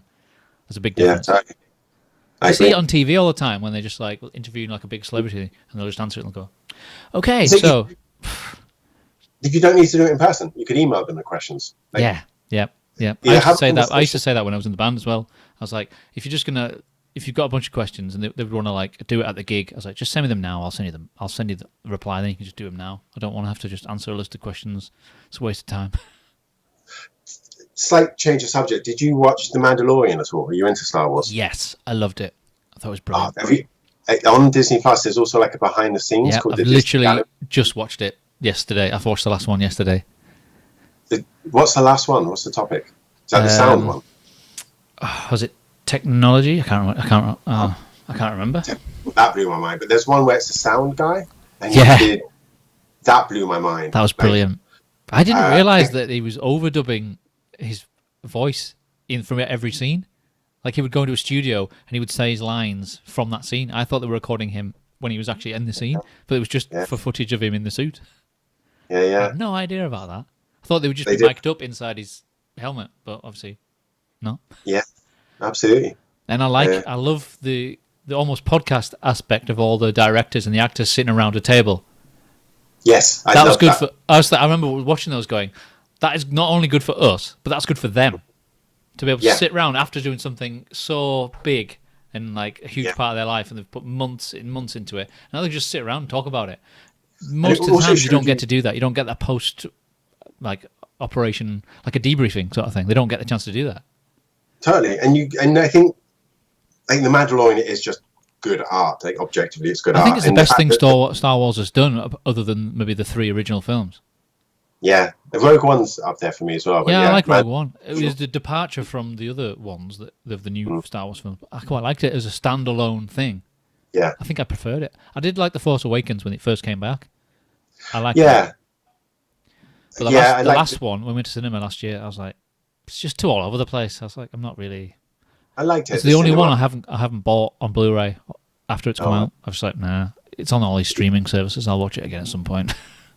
The cool thing with Mandalorian and that round table with the directors is, man, I mean, I'm so jealous because when I was a kid and loved film, I had no way of learning. Like, you'd get Empire magazine, you'd never get even an extra on it, like a VHS, really. Yeah. If you're lucky, you might have a 5-minute director intro, but it was so rare. But now, not only can white guys look at that and be like, oh, I could be a director, but there was like a white female, I think Asian American female, a black guy, a white guy, Taika Waititi, so immigrant guy. Yeah. It's like good variety. Yeah, fair play to Disney on that one. Yeah, I the other. I don't know if you agree on this, but the other side of that equality argument is not just putting people in to bump up the numbers. Yeah. I think that's bad. Like a company saying we need to have 12 black people in this company, and then they're just going to start hiring people to fill that quota, because you should always be hiring the best people for the job. Just because there isn't as many black people going for it doesn't mean you should hire them. But to do that, you got to do it blind. I saw this called TED Talk where it was about orchestras, and they said that men played whatever instrument it was different to women, and women just couldn't do it. So they're okay. Well, now we're going to do the auditions blind, and that didn't work. And they had no impact because the women walked in to play were like click clack because of high heels. So then they had to get everyone to go barefoot, like, shoot us barefoot, and then play, and the women's chances of getting in tripled. The only thing that should be equal is the opportunity to do something. Yeah. I still think you should always pick whoever's best for the job. Yeah. No matter what, doesn't matter what their background, where they come from is. Don't just. I think you're never going to have as good a productivity or a production line or whatever it is if you're just filling numbers for quotas and equality. I think that's detrimental. I'm also a bit torn on that because I've been a manager in the past, and if you have a scenario, it depends on the job, but if you have a scenario and you're working with someone all the time and you think, okay, I can hire this person who is amazing at this job, they're going to work so hard and I'm barely going to have to do any work, but they're really boring and they're really dull and the day is going to drag. Or if I hire this person who is not that good at this job, I'm going to have to do a bit more work, but they're really fun, we're going to laugh the whole day, who am I going to hire? See, what's just happened there is what I love about doing podcasts is I had a specific view there, and you've just changed my mind slightly. But I think that's the beauty of this medium, is that in all walks of life, like what you said about not deleting people who you fundamentally agree with. If you just surround yourself with people who think the same as you, you're never going to grow. You're never going to change. So I like the fact that we just did that because I agree. So he could go back. He could go to work and have more fun. He would look forward to going to work because of that guy. Maybe you have to pick up after him and do a bit of sorting out. But he likes going to work. Whereas the other guy, he was I've got to go to work with him. I don't like. You know what I mean? I totally understand that. So. And you look at the film, how many groups of people work together again and again? They're like, we just hung out with our friends and made a movie. Yeah. So they hang out with their friends. Why? And if that's the option, why wouldn't you want to do that? Yeah. It's like in life. Surround yourself with the same people who help you and who are positive and good. Cut out people who don't. Why keep them in your life? Why? Yeah. That gets tricky when it's family members. Oh, of course it does. But sometimes you just got to look after number one. Yeah, you've got to cut them out. Or you've got to protect your inner circle. Yeah. I think. Sometimes you just have to make hard decisions. But in the long... It's tough because sometimes you've just got to try and think of the bigger picture. Not think that... Because how many times in your life have you been through something where you think, I don't know how I'm going to get through this? But you always do. Oh, yeah. You always do. Yeah. And then you look back and you go, that was some serious shit. But in a way, quite often, I'm glad it's happened because now I'm here and I'm happy. I feel the same way. I've been through a hell of a 3.5 years. It's just, like postnatal depression and then divorce and cancer, version on bankruptcy. And now, since December, this is a weird thing to say, I probably had mental health issues most of my adult life. In December, they went away. And I don't know why. You don't know why? Yeah, I've tried lots of things, but that's another lie. People say, like, if I've got anxiety, okay, what strategies have you used to deal with that? Oh, I've done everything. Yeah, but maybe it's because you have tried. Maybe you have tried a lot of things, and they've just gradually, combination-wise, worked. Yeah, but I didn't think that all that hardship I went through has now made it. Like the fact I could move in with my ex and yeah, that's a huge thing. And there's no conflict at all, and no. I'm not that phased. Experience is like the fabric of a person. Without it, you don't really have any. No, absolutely. You can't have it's like I don't want people in power who've supposedly never made any mistakes. I'm not after perfection. I'm after realism. And that's the whole hero's journey thing, which I think we probably spoke about last time. Which is you've got to like, if it's Lord of the Rings, you've got to leave the Shire and go to Mordor to grow as a person. You're otherwise it's like an uneventful life. And it's okay. It's okay to change your mind. Yeah. Like if I wouldn't mind if someone had been like far left and then suddenly end up on the right because they've gone through something and they've changed their mind on something. That's fine. I'm so glad you say that, and it freaks people out if you have that ability. You can't do that. Like, why? That's a good argument. That's fine. But I've got more things to say. Like, no, you've convinced me. I agree. What, you're just going to just keep going. You win. Yeah. Yeah. No. It's but people. That's one of as I do more stuff like this, and I do sometimes worry about getting trolled, or someone says, "Oh, what you said was wrong." If they're right and they can point it out, I was watching the Talking Pictures recently with Oh, damn, I've forgotten his name. They come to me. Who's in To Kill a Mockingbird? Who's an actor. Do you want me to Google it? And yeah, that'd be cool. And he'd been in westerns in his life. And at one point, he was having this talk with people, and they said, you know, you stood up for the rights of black people, and Is this for the movie, do you mean? Yeah, in the movie. It's the main actor. It's not Cary Grant. It's someone like him. Actually, no, I can't remember his name now. Gregory Peck? Gregory Peck. There we go, boom. And they said to him, Thank you, Google. You're very liberal, you know, you're in To Kill a Mockingbird, which is a really noble film. He said, why have you been in these westerns? He's like, what do you mean? And he's like, well, westerns are really, really racist against Native American Indians. And he apparently paused and thought, and then he had that epiphany, and he said, I will never again shoot another Native American Indian in film. And I think the fact you can do that, I mean, that guy, to a certain extent, is a role model as what a man should be, I think. Being able to change your opinion when it's like you have that epiphany. Yeah, you can be enlightened by someone or something, yeah. And change. It can that influences your train of thought or your philosophies. That's what being human's about. I love that, because then you can also experience new things. Like, you know, it's usually a lot of time when you get a new partner or a new friend, they introduce you with new stuff. Like that is RuPaul behind me on Emily's wall. What does that say on it? It says sickening. I thought it said that. Yeah. But that's, and it was through her that I got into like RuPaul's Drag Race. I've only seen it on, I watched Gogglebox, and they were watching it on Gogglebox. That's my only, so I don't hate it, but it's not my kind of thing, but I was like, I can understand why some people find it watchable. Yeah, and I don't tend to watch it unless I'm with her, but I like it a lot. One of my favorite films, my guilty pleasure films, are movies like Pitch Perfect and like Step Up 2, The Streets. Pitch Perfect 1 is amazing. So I've heard. I will probably end up watching it one day. This is the other thing about not being afraid to watch things that I shouldn't be watching this. I'm not going to watch that. That would be something that I would have done 20 years ago. I was like, no, I'm not going to watch that. But now, 20 years ago, I've changed. I'm more open to different things. You never know. How many times of like in your life have you got the wrong impression about someone when you first meet them? You hate them. Yeah. You thought, this person's a dick. Fast forward a few months, you're your best mate. Yeah, likewise with film, right? Like the amount of people who don't watch something like, I don't know, like Rambo, because they're, Rambo is all like pro-America or whatever. I think, no, this is a really heartbreaking tale about a guy with PTSD returning from Vietnam. Go watch it. The sequels turned it into a cartoon, but the first one is incredibly powerful. The other thing about you is I cry more now. Like, if something's sad on TV or something's really emotional. So glad you said that. I was like, it just happens, and I'm not afraid of it. So at the end of the podcast I did the other day, I said that I couldn't watch depictions of like slavery. So I don't want to. I haven't watched 12 Years a Slave. Mm-hmm. I don't even ever want to watch Django again because of like the hot pot scene. Yeah, I find them unsettling. And he said, "Oh, are you an empath?" I said, "What do you mean?" He said, empaths kind of feel the emotions of other people, and I found it interesting. But then I thought, surely that's just being a human being, just being able to have empathy. It's like, I get it. I don't need to see it. Or I've seen one. I don't need to see any more.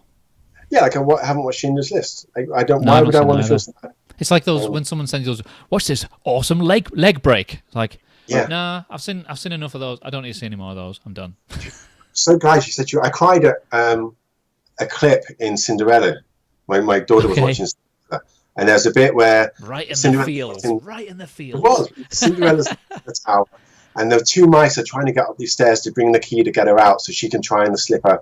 But then the cat called Lucifer comes out of nowhere and catches them, and you're like, oh my god, they're not going to make it. So then all these other mice see and they charge out with forks to try and get the cat, but they don't win. And then they try using candles, but the cat blows them out, and you're like, oh my god. Then all these birds start flying in and dive in the cat, and it's just like a mini war movie. It's like the end of Star Wars, and I'm just like bawling. I'm just like, I get quite emotional at like random acts of kindness, or when someone really goes out of their way to help someone who's at the rock bottom, or things like that. Those things really get to me and make me feel like I could do a bit more to help people. I could easily go out of my way. I live, compared to some people, quite a privileged life. I could go out of and sometimes I do.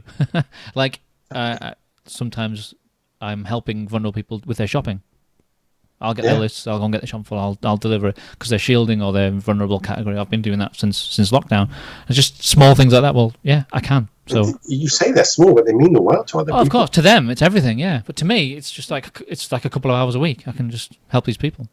So why do you think you got more comfortable showing emotions and feeling those emotions? Is it not just normal of getting older and being more comfortable in your own skin? Is that normal? I would love to. I would hope that is part of it. If to me, it feels that's what's happened. Like I don't. Yeah. I suppose when you're younger, you're kind of worried about what other people think. And Yeah. as I've got older, I don't care what other people think. Like especially if I'm in my own living room, if I'm feeling that emotion, just go with it. Like that's what your body's telling you. Just go with it. You get hungry, you eat. You get sad, you cry. Yeah, I cry it more for sure. Like it used to be like big scenes, like the riders of the Rohan kind of arriving in the morning on Lord of the Rings, and they see. Yeah, I could go on and start crying, but now I'm watching a lot of cartoons. So Frozen triggers me all the time. Frozen. Have you seen Frozen 2? No, I didn't enjoy Frozen 1 to be honest. So there's a scene in Frozen 2 that is just. I can't understand how that's a kid. It's phenomenal, but I can't understand how it's a kids movie. And I just see the first one. I was the other way around. I wasn't sold it properly. I can't remember who told me about it, but I was expecting like Monsters Inc. or is it is it The Incredibles? Yeah, where it's like everybody can watch it. Yeah. Well, after 10 minutes of that Frozen, I was like, oh, it's just for kids. Nobody told me. Nobody told me. I think it just didn't resonate with me. I was like, the best thing about it was the Olaf, the snowman. I thought he was brilliant. I was like, why hasn't he got his own film? Why hasn't he got his own film? I thought the first time I watched it, I didn't like Olaf because I thought that was the thing that made it for kids. But I love it now. Maybe I'm just a big kid then. That was the only thing I really connected with. Made me laugh. I was like, I'd like to see more of him. Is there any more? Is he in the second one? Yeah, absolutely. Good. He's in some spin-offs as well. There's a short one called Olaf's Frozen Adventure, I think it's called. Good. I liked him. He was good. It's really sweet. He goes looking for Christmas traditions. But the main thing that gets me is things like there was one a few years ago about like I think it was an advert for like dementia awareness or something, where it was an old guy talking to the camera and saying, "Well, I was with my wife and she turned to me and she says, 'Where's George?' And, my God, yeah. He's like, well, I'm George, so my world just almost ended just there, and I was like, I can't. That was just an advert for like a program, and I was like, I don't think I'm going to be able to watch that. And right now I can just tell you, I'm not going to be able to get through that. And that's a real thing that you're legitimately allowed to have a strong emotional response to. Yeah, my instant thought was like, if that happens to me, if that was my partner, I was like, I don't know how I'd get through that. I don't know if I could. Whew. I think there's a lot about love, and because love a lot of the time feels like a convenience, and I'm like, no, real love is when maybe they have dementia or they've lost. You just support them through whatever. Yeah, unwavering support is usually that's love. Yeah, dedication. And having to clean someone up because they're incontinent now, but at the same time, I do think you're entitled to leave someone if you fall out of love with them. Of course, even if they have something. Because if it's making you unhappy, then do something about it. Yeah, that's down to you. I think because it's weird because obviously I had depression and anxiety, and then as soon as I was reasonably stable, my wife left me. I think that's perfectly acceptable. I think I wasn't acting like the person she fell in love with and married. So, but then like, was it you in a post put like I went through some of your previous Instagram stuff. I was just looking for stuff. Said something about this is probably the best time in my life now, and even that's after you've been through all.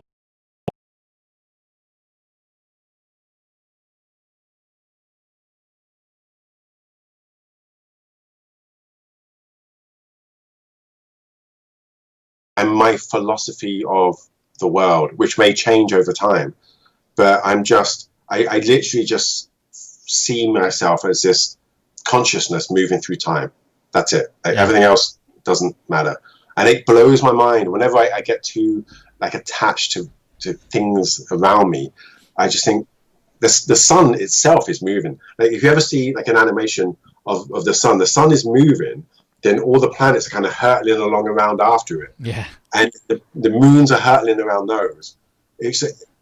And they're just saying it's things like that make you feel insignificant. I always find. And but at the same time, we're part of that universe, yeah. And that's magical. And I just think that when we die, it's like a raindrop going back to the ocean, and I have no fear of that right now. And also this idea that like this isn't reality. Like I perceive color differently to you. Cats perceive the world differently. Dogs perceive dogs hear things I can't.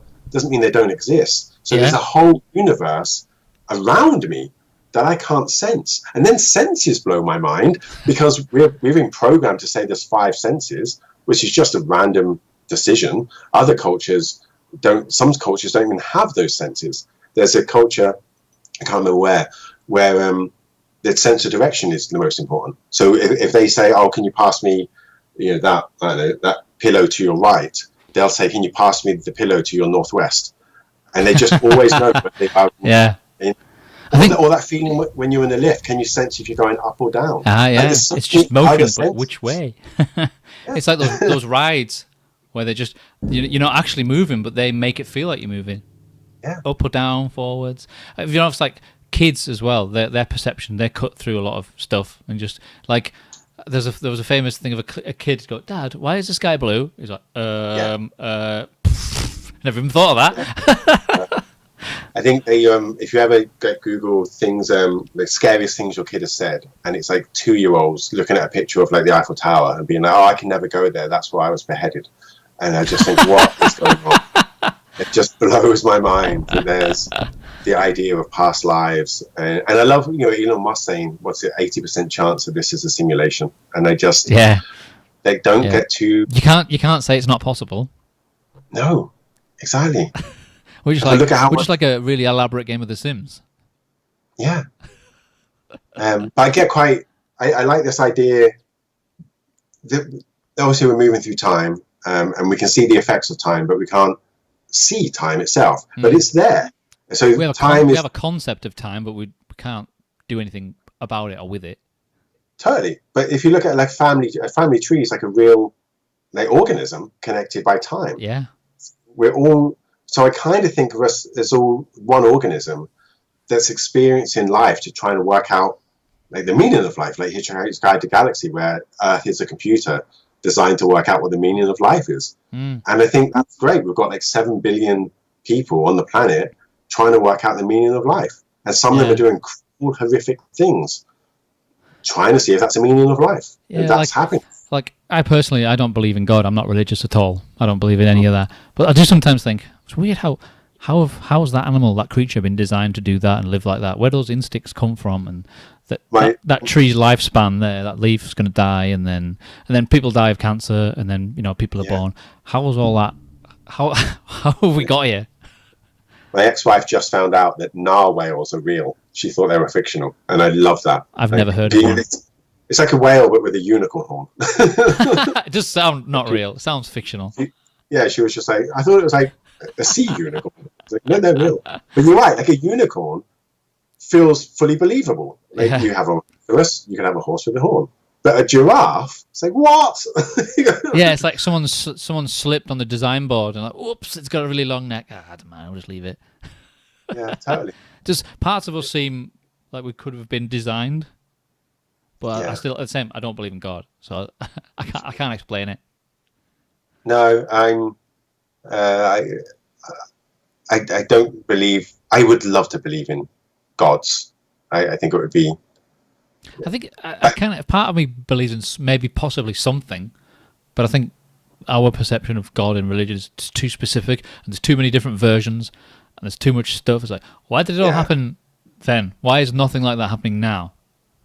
But science is apparently getting to the point where they feel like the universe has a consciousness. And I think that's kind of where I am. That life itself is a consciousness. It's funny, I've seen those religious people trying to shit on, like, screw research and scientists and all their research and evidence. Yeah, totally. But I do love that. I do love it when I like flat earthers. I really want to interview one. I would as well. You're not worried that they might convert you. You might come out convinced that the earth is flat after talking to them. Yeah, no, that's a possibility. The other person I'd love to interview is I think there's currently 59 Catholic exorcists working in America, so actively traveling around America fighting the devil, and I just want to have coffee with them. I just want to be like, brilliant. but I love that. I love the fact I think Romania, that they're still kind of burying people at the crossroads so they don't come back as vampires and stuff, and killing people as witches, and that kind of how would we talk about it? Like almost mythology is still real for them. But then I think about how many movies and fiction where there's like vampires and werewolves. All these things are always happening, but civilization isn't aware. Yeah. And I think there's so many things going on. It's like when someone you don't know, with the side of the world, someone's family member dies and there's a funeral and there's a huge procession and the whole town is affected by it, and then outside of that, no one knows. Yeah.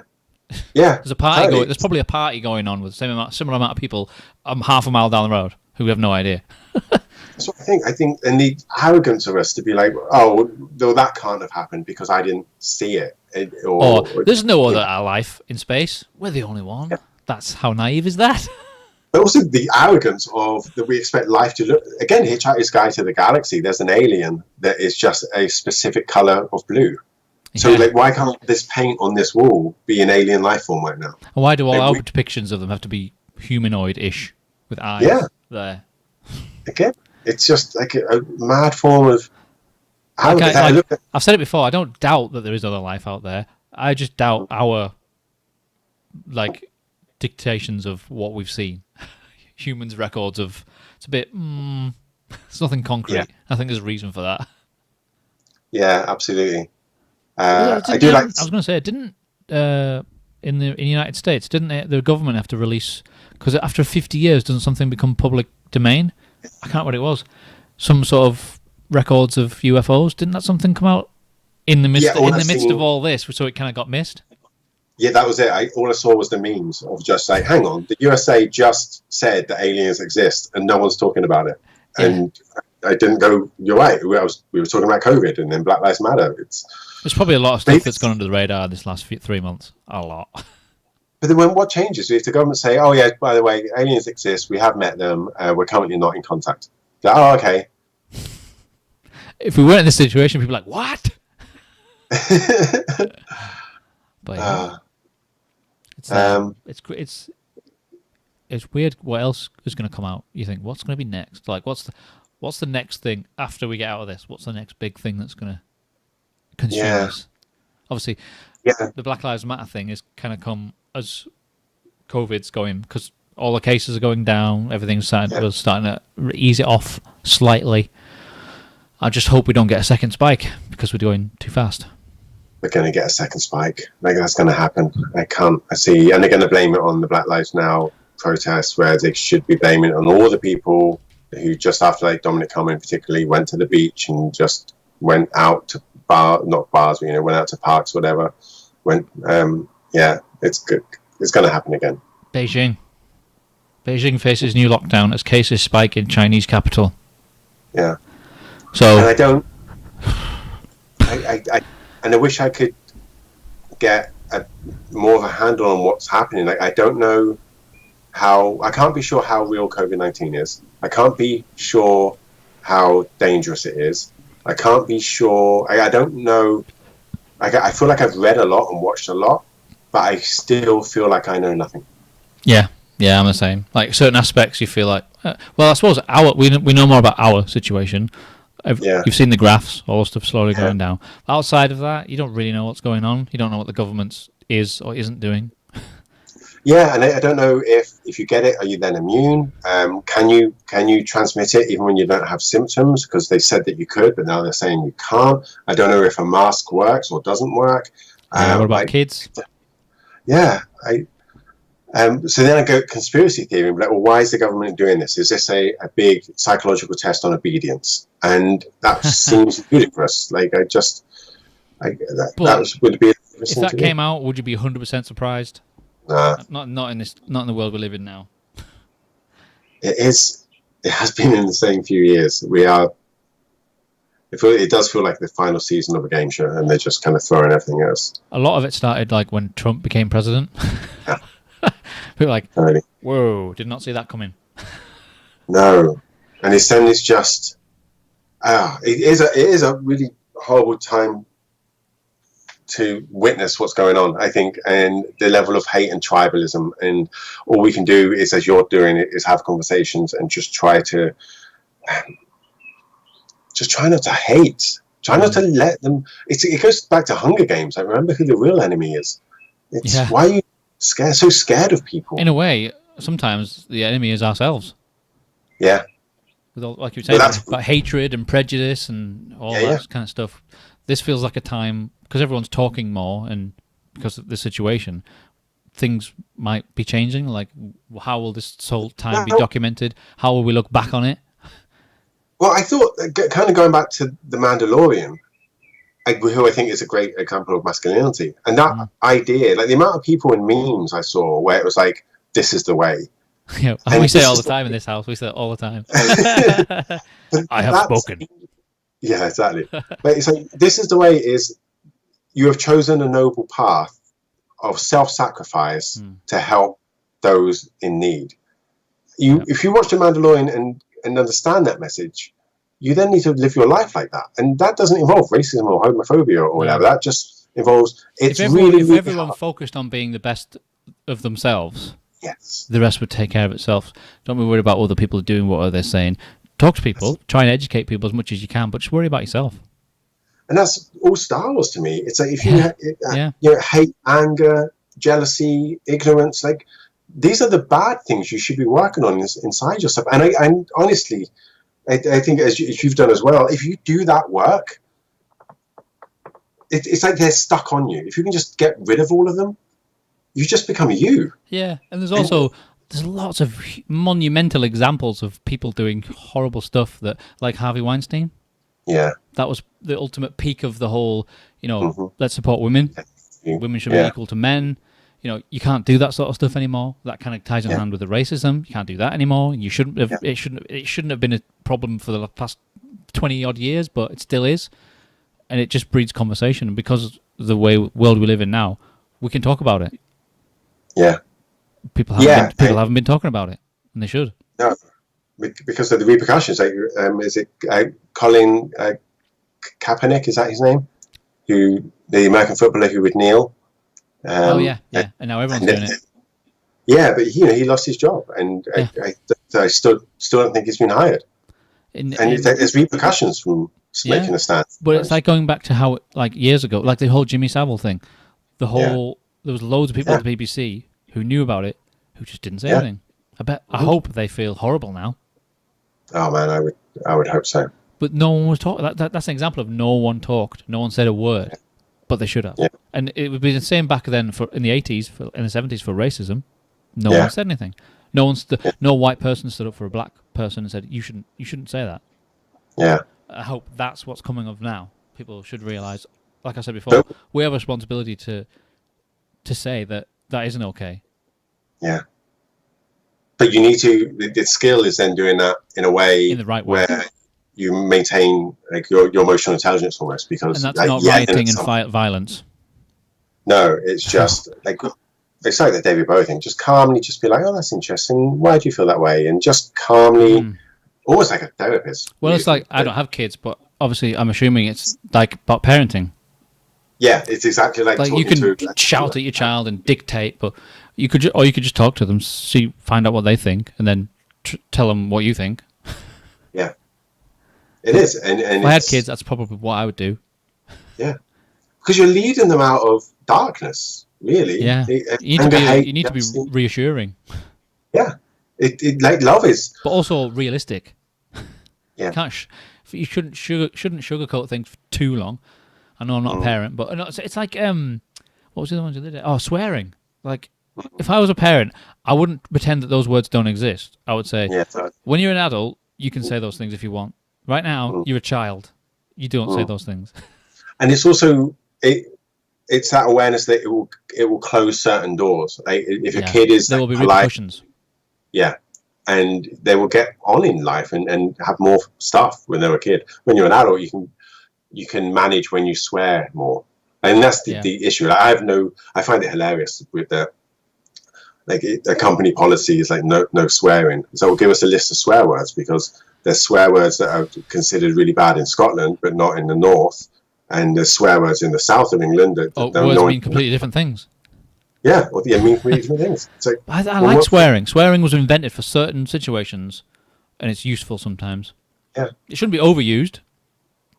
And then it becomes a vowel game. So you can say like feck, because that's like a part of the Ted. Irish people say it all the time. You can say that all day long. Yeah. You can say like fuck, because that's like meet the fuckers, which is so you can say. Or you can do the coronation street was chuffing hell. Yeah, exactly. It's like they're still swearing. Oh, some people like you said hell. Yeah. Just words. I love this idea of magic and words being. I think that's what I want to see more of on social media. Letters are just symbols, and we take all these symbols and we put them in order, and then we can use that and put them out into the world, and we can make someone cry, we can make someone happy. With noises with your mouth. With noises, yeah, like making noises. Weird. And as artists, like, you know, as a musician, you'll add music to it. As filmmakers, we'll add music and images. And it's a spell. It goes out into the world and it changes reality for people. I like the Seinfeld philosophy. Like Seinfeld's like, I think people should make more an effort with their insults and stuff. Like people give me the finger in traffic or whatever. I don't get offended by that. I think someone give me the toe. You know, they have to pull up the traffic, get their sock out, put their toe out the window. I'd be offended and impressed at the same time. Yeah, exactly right. So are they really are annoyed? But like, to do this and then do this. And wow, that's quite weird how that's offensive. It is. Who decided that? Where did that come from? I don't know where the single, like the two fingers was from British archers, wasn't it? Because if our I've never actually looked it up. I don't know. I think the French cut them off so they couldn't fire like bows and arrows anymore. I'm not sure that's a myth. Okay. So when the archers had their fingers in the battleground, they'd all be like, ah, like making just fire arrows. That makes sense. That makes sense. It was almost like what we've got. Yeah. Are these yours? No, they're mine. What's this one then? Where'd that come from? I have no clue. I don't know. The middle finger. That's always. I don't know which is more offensive, that or that. I think the middle one is, but I don't know why. Yeah, I thought that, but I don't know why. These things we do, and we have no idea why we do them or where they came. Or words we say. Yeah. Or like sayings. You'll say a saying, but have you ever gone, why do we say that? Where does that come from? Yeah. I know in what context to use it to get the right effect, but I have no idea what it means. Once you start digging, you hit racism. Like I found out recently quite often, and that's why I said, "Oh, I'm not going to do that anymore." Like no can do is racist because it was a way of mocking Chinese people. So, no can do. Like, but did Chinese people actually find that offensive? No idea. But it's, I've never heard that before. No, I didn't know how real it is for saw on the internet. Darren Horne dropping some knowledge. I like it. That's what I'll be remembered for. But I'm always looking up. Like I'm gutted that I didn't have Google earlier. Yeah. How like that then when we look something up? How frustrating is it when you can't remember something, or you're arguing a point about something? You just look it up. Decision made. Conversation over. How many? Do you not make you think how many hours you've wasted in conversations when no one's right because no one knows the answer? Yeah. Yeah. No. Yeah. Absolutely. It's 1992. Let's run to the library and find out.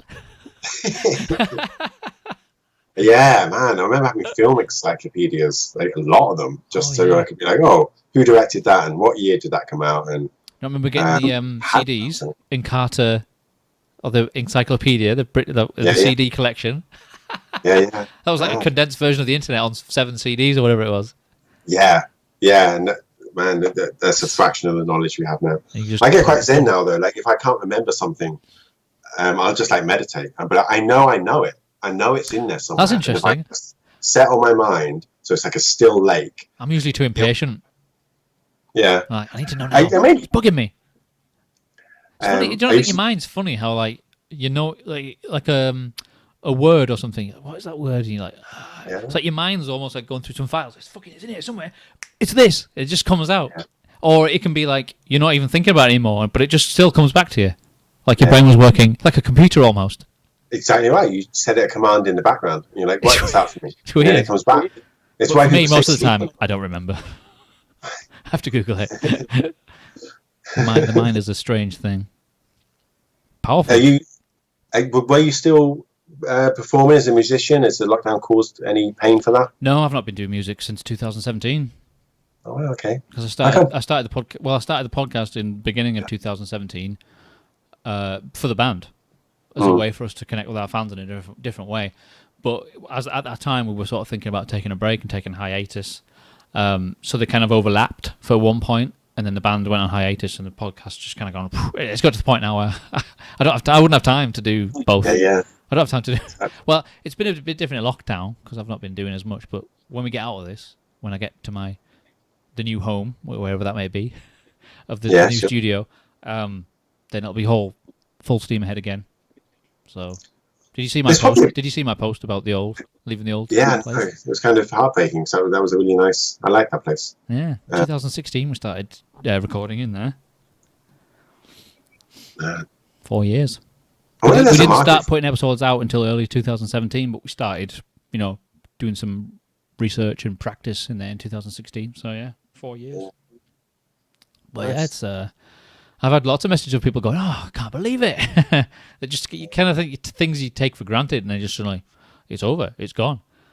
But it's not the end. I imagine you probably also there's probably more people listening to it than you think. I find that. Like, I had a message recently from an ex, and she was like, "Oh, I really love all your lives. I'm working with this guy. He was like a music composer, and I really want him to go live as well. Can you make yours shareable so I can share it?" And I was like, I had no clue. Like, she'd never ever engaged with any of my kind of social media, but she'd been watching. I get some contact from some people, but the main thing, obviously, because I use I pay for a podcast host, so I get all the stats and the analytics. But the main thing that shows me that it's doing something is the shares of stuff. Oh, wow. Obviously the downloads are going up, but like people are sharing videos and recommending and stuff, and you get to see. I mean, we get more interaction in America than we do in the UK. Oh yeah, it's because our voices are so sexy. I think that's what it is. Yeah. Oh. So I know I couldn't have predicted that. I didn't know that would have been a thing. So. So if you're not religious, so no.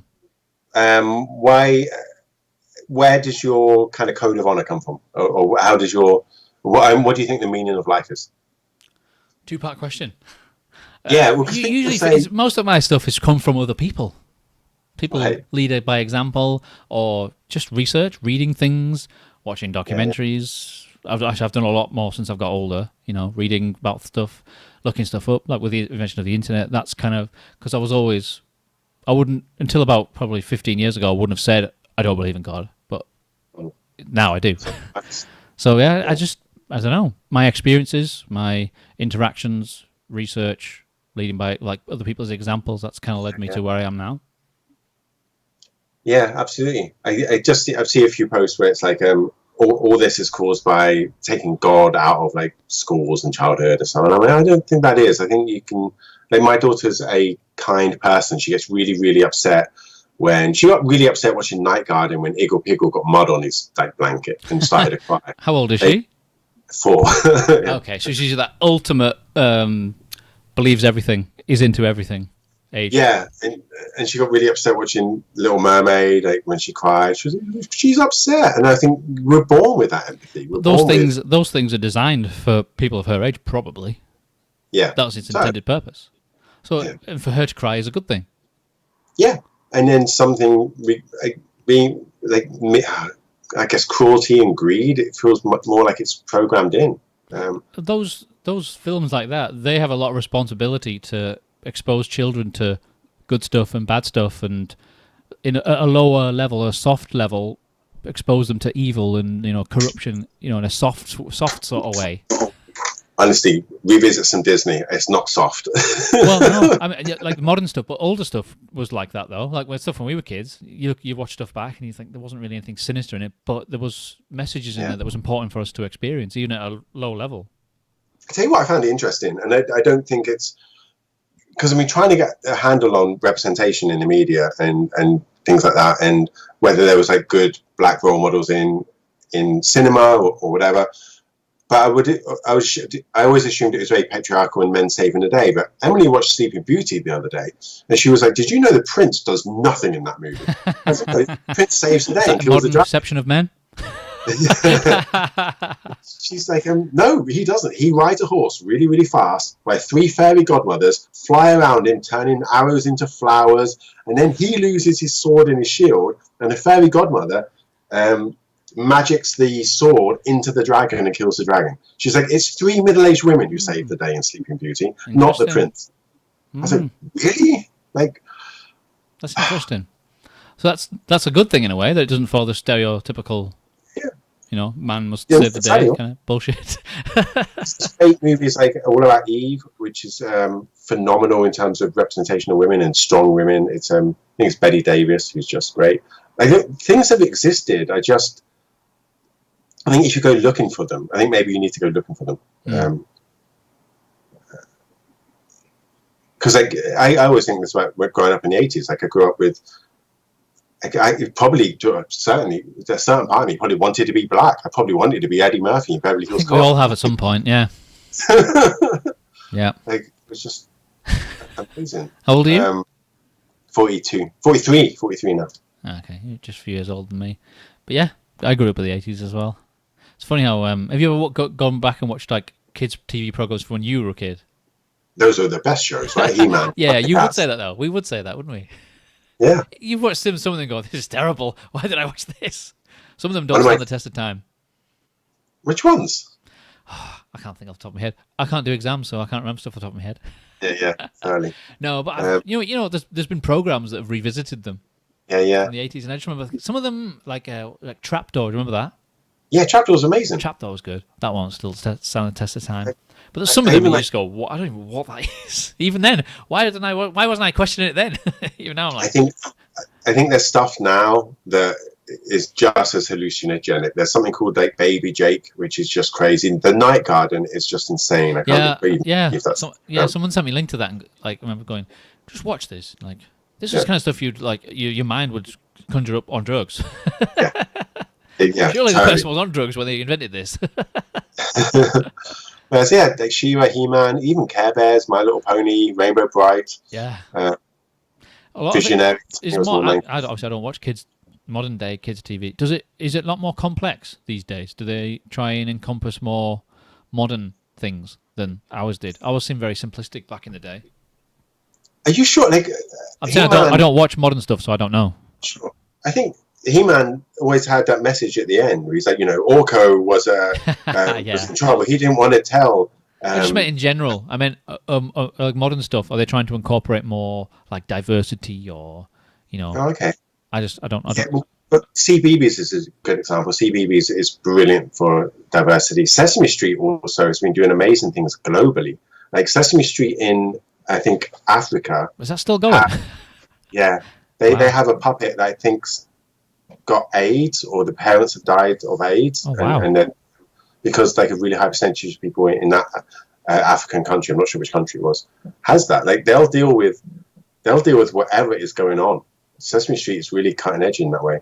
Because like I said before, kids TV is a important role in exposing kids to their first experience of a few things in life. So it's it's a responsibility to how do you deliver that to children that's not too overwhelming or underwhelming. It doesn't work. You can't hit everything. Like we're doing pretty good, and have always done pretty good around like race. So she watches a broad range of kind of representations, and we always point out Tiana, the black Disney princess, and obviously Pocahontas is Native American Indian. Moana is a really good example. Yeah. So we do that a lot, but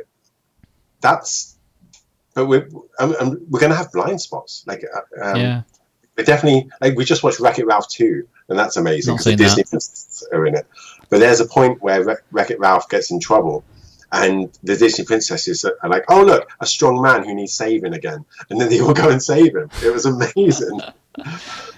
Do you think the racist thing, do you think a lot of that is a huge portion of it is a generational thing? Where, like, when say our parents' generation is all gone, do you think there will be a shift in the next, when we become like the senior citizens, we'll be less racist, and then our kids should be even less racist because of stuff that's going on now? So there should be gradually a shift.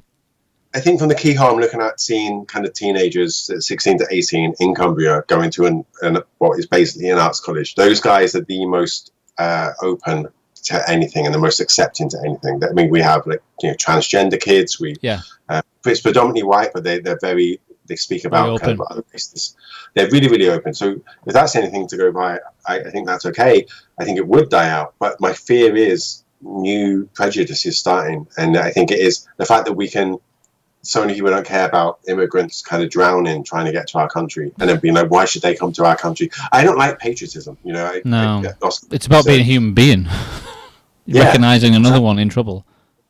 And then it's like, well, they should come here. They've got to go by our rules. My favorite one is the whole Christian. If they come over here, they've got to abide by our religion. I'm pretty sure atheism is now overtaken Christianity. I think atheism is at like 51%. If it isn't, the next kind of poll, it will be. So this is predominantly an atheist country. So you don't. And also, I want other people's religions. I find them fascinating. Yeah, it's like cities like London and all the major cities. I sometimes don't find them a true representation of England. Like going to like up here, Cumbria, that's more of a more English. You know what I mean? But cities are multicultural wherever they are in the world.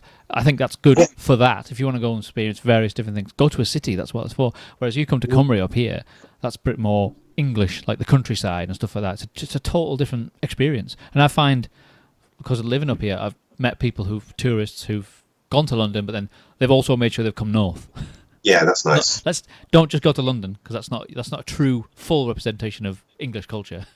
Yeah, no, I'd agree with that. But Cumbria's got pockets of diversity. When I lived on Botchergate, it took a little bit of getting used to it. It's actually really diverse. You've got loads of Turkish barbers, you've got Middle Eastern takeaways, which are amazing, and newsagents and Polish shops, and there's all these different accents around you. So you can either choose to be intimidated by that, and then your ego can tell you that they're probably talking about you. If they are talking about you and saying mean things, that's on them. That means they're mean people. And 9 times out of 10, they're not. Exactly, right? Get your ego in check. And even if they were, so what? Yeah. Is it going to stop you getting on with your day? No. No. And man, that takeaway did the best shawarma. Just amazing. Isn't it weird that the only reason I went to find out what shawarma is because Tony Stark mentions it in one of the Avengers movies. At the end, he said, let's go get shawarma. I don't even know what that is. I was like, I don't know what shawarma is.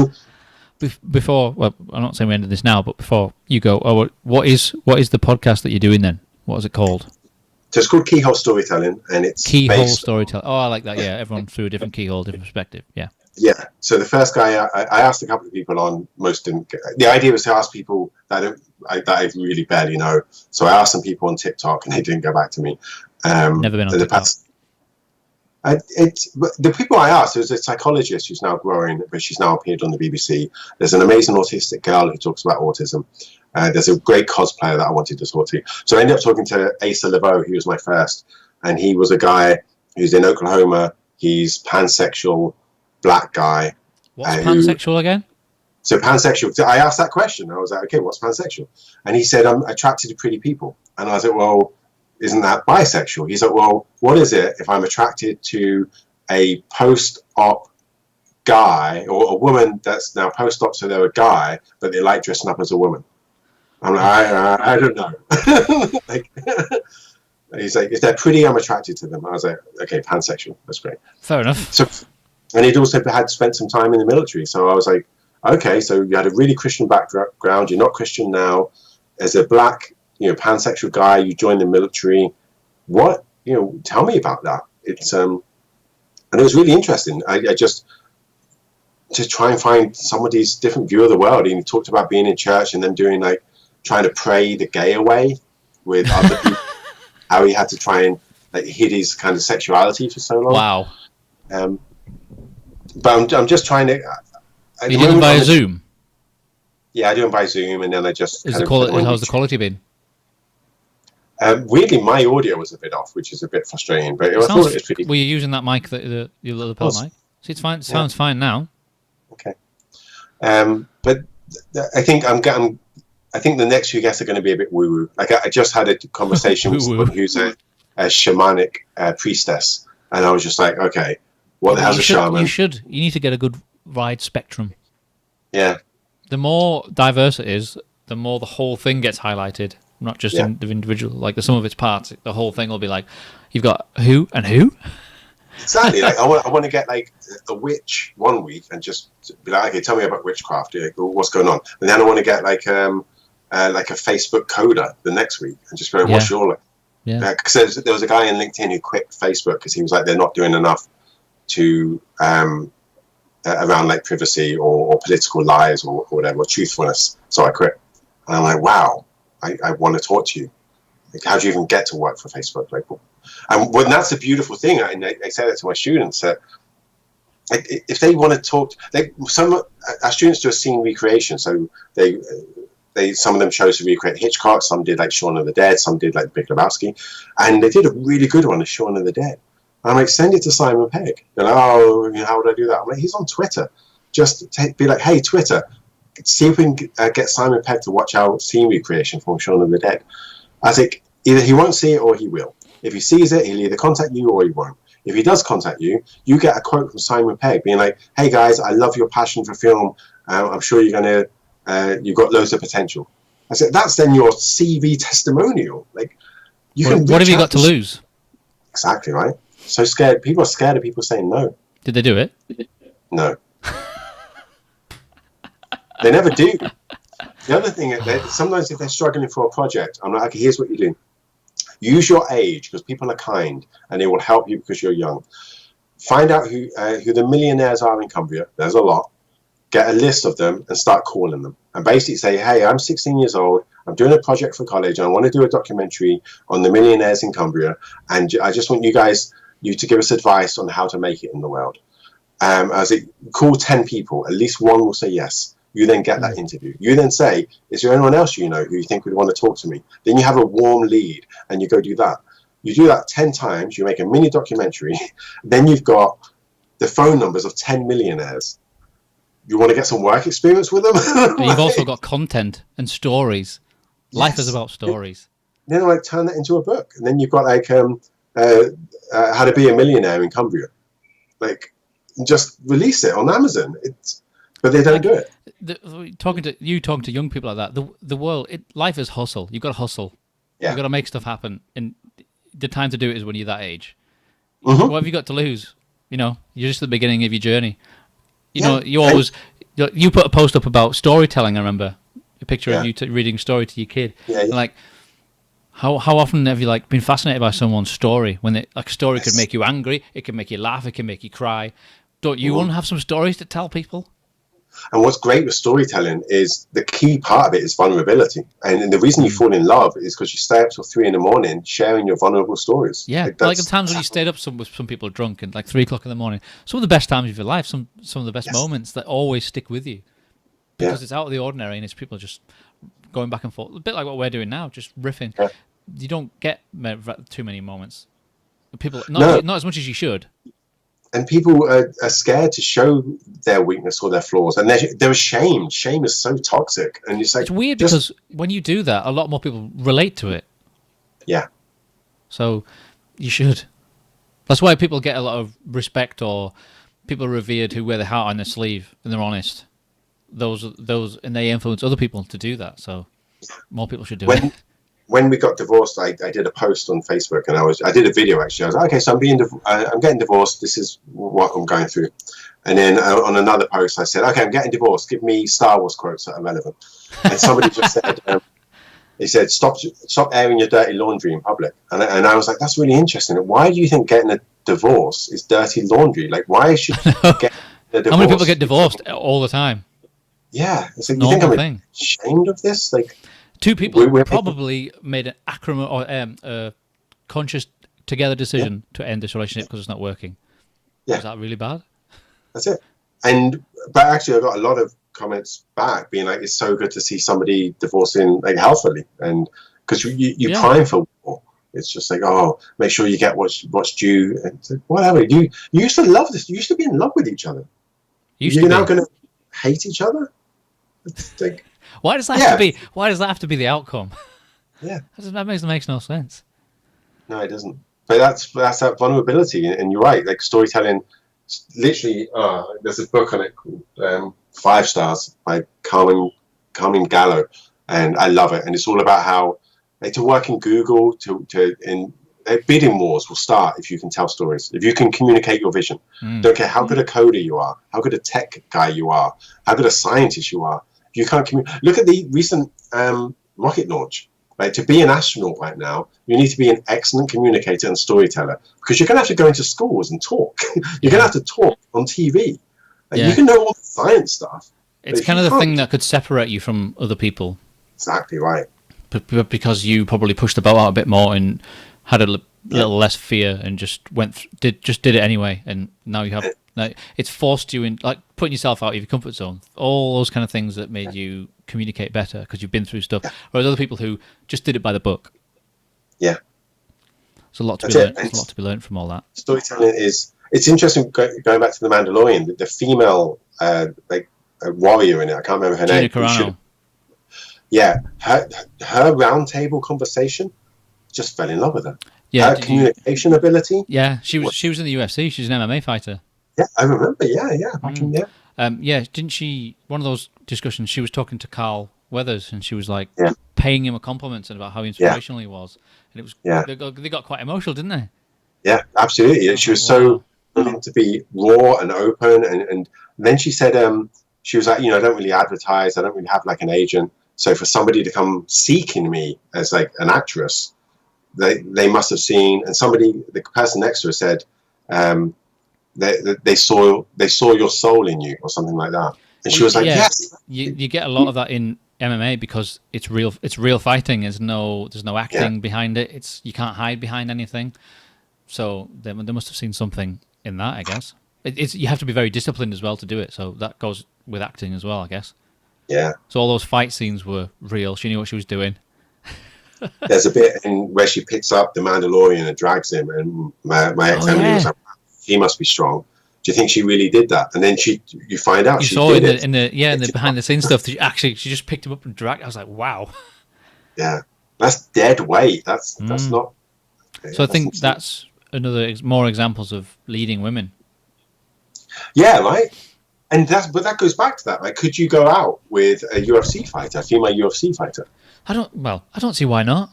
Why? Like, I wouldn't be intimidated. It's not like she's going to kick my ass every time. It'd be nice. Shouldn't you feel safer if you were with her? Yeah, like you'd be in bed, there'd be a noise downstairs. You're like, oh, honey, can you go check what that is? No, she just put a hand over you. Wait there, I'll deal with this. Exactly. You're like, okay. Yeah, is that emasculating? Or is there that thing about women? Most women can't go out with men who are tall. Men who are shorter than them. Yeah. Because it doesn't feel right. They feel the men, like when they cuddle them or hold them, they have to be like bigger than them. Yeah. That's a weird thing. I kind of understand it, but could you go out with a woman taller than you? I think so. I haven't, but I can't work out. Maybe if I was younger, but now, why would that really be an issue? I don't think it would bother me now. We're so programmed to think that love and having a partner is one of the highest things we can achieve, and yet we put all these obstacles in our way to find love. It's like, oh, they've got to be a certain color, or they've got to be a certain height, and they've got to be a certain weight. It's like, the love's out there. You go connect to a human being. And then that's it. I guess I've had this conversation recently because Emily's had a double mastectomy. So as a woman, she now doesn't have breasts. She just has like scar tissue. And so obviously she's had that conversation of, am I still attractive to men? Blah, blah, blah. I'm like, yeah, if anything, for me personally anyway, I'm intimidated. You're a warrior woman. Like, look at these battle scars. Like, you've been through hell. It's quite a powerful thing to have gone through. Yeah, it's the same with the hair being shaved off. Well, not shaved off, but chemotherapy, knocking it out. It's like, well, hang on, look at all the most badass women, like Ripley in Alien 3, Natalie Portman in V for Vendetta, Charlize Theron in Mad Max. I mean, this means you're a warrior right now. Yeah, it's Get some war paint on your face. so what, sorry. She needs some war paint on her face. Yeah, battle scars. That's what Yeah. it's all about. That goes back to tribes. They always have markings Yeah. that show that they've been through stuff, which earns respect. Yeah. So it should be the same. It's so weird that people are so happy to share stories like, oh, I got in this fight in this bar, whatever. It's like, well, how about your fight against depression or gambling or that's a real fight. Yeah. So these are, yeah, exactly. It doesn't always have to be physical fight, doesn't it? No, not at all. It's usually quite not as impressive. No, not at all. I used to run a martial arts studio, and you know, at one point I was very fit, and I was sparring like 8 hours a week or something. And but I might have said this last time.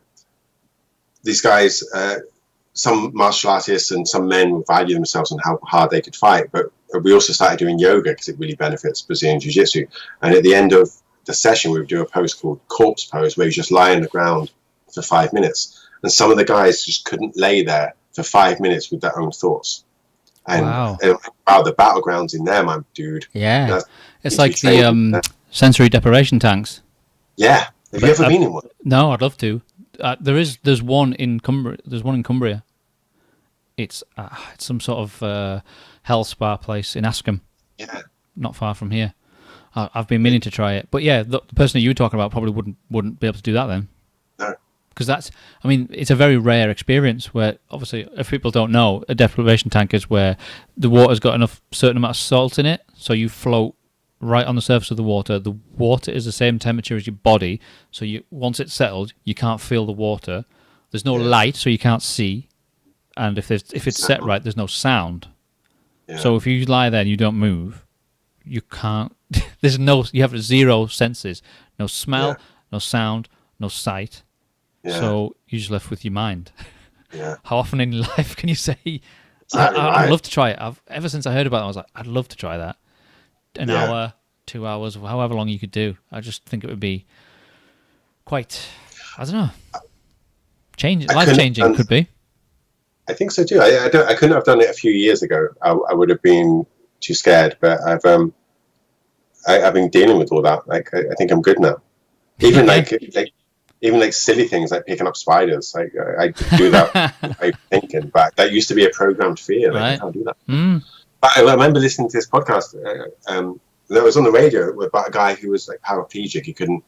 And he was talking about euthanasia, and he said, you know, right now while I'm talking on the radio, there's a fly crawling over my face, and I can't do anything about it.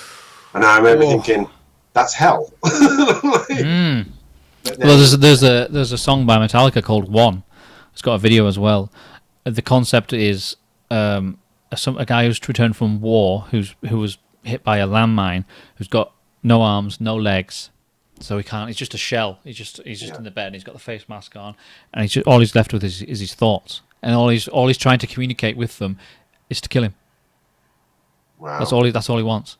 So that's what the song's based around. It's quite a dark song, but you should watch the video. It's called One. Yeah. It's pretty. There was a film by Dalton Trumbo called Johnny Got His Gun, which is very similar. So they mixed in. It was like a film that didn't really get anywhere in the 60s, I think it was, on the early 70s. So they mixed footage from the film in with the music video because they kind of tie in together. Yeah, I think there's like a motivational video of a guy who's in that same state, goes around doing talks, and he's just like, you know, this is me. I've got no arms, no legs, but I love life, and this is what I do. Yeah. He usually does it in schools for you to realize how lucky you are. Yeah. It's also like some people.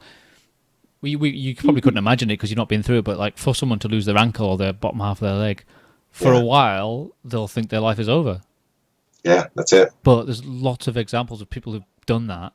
Like there's a guy who lives not far from where I am. I keep forgetting he's only got half a leg because he's got like a prosthetic leg.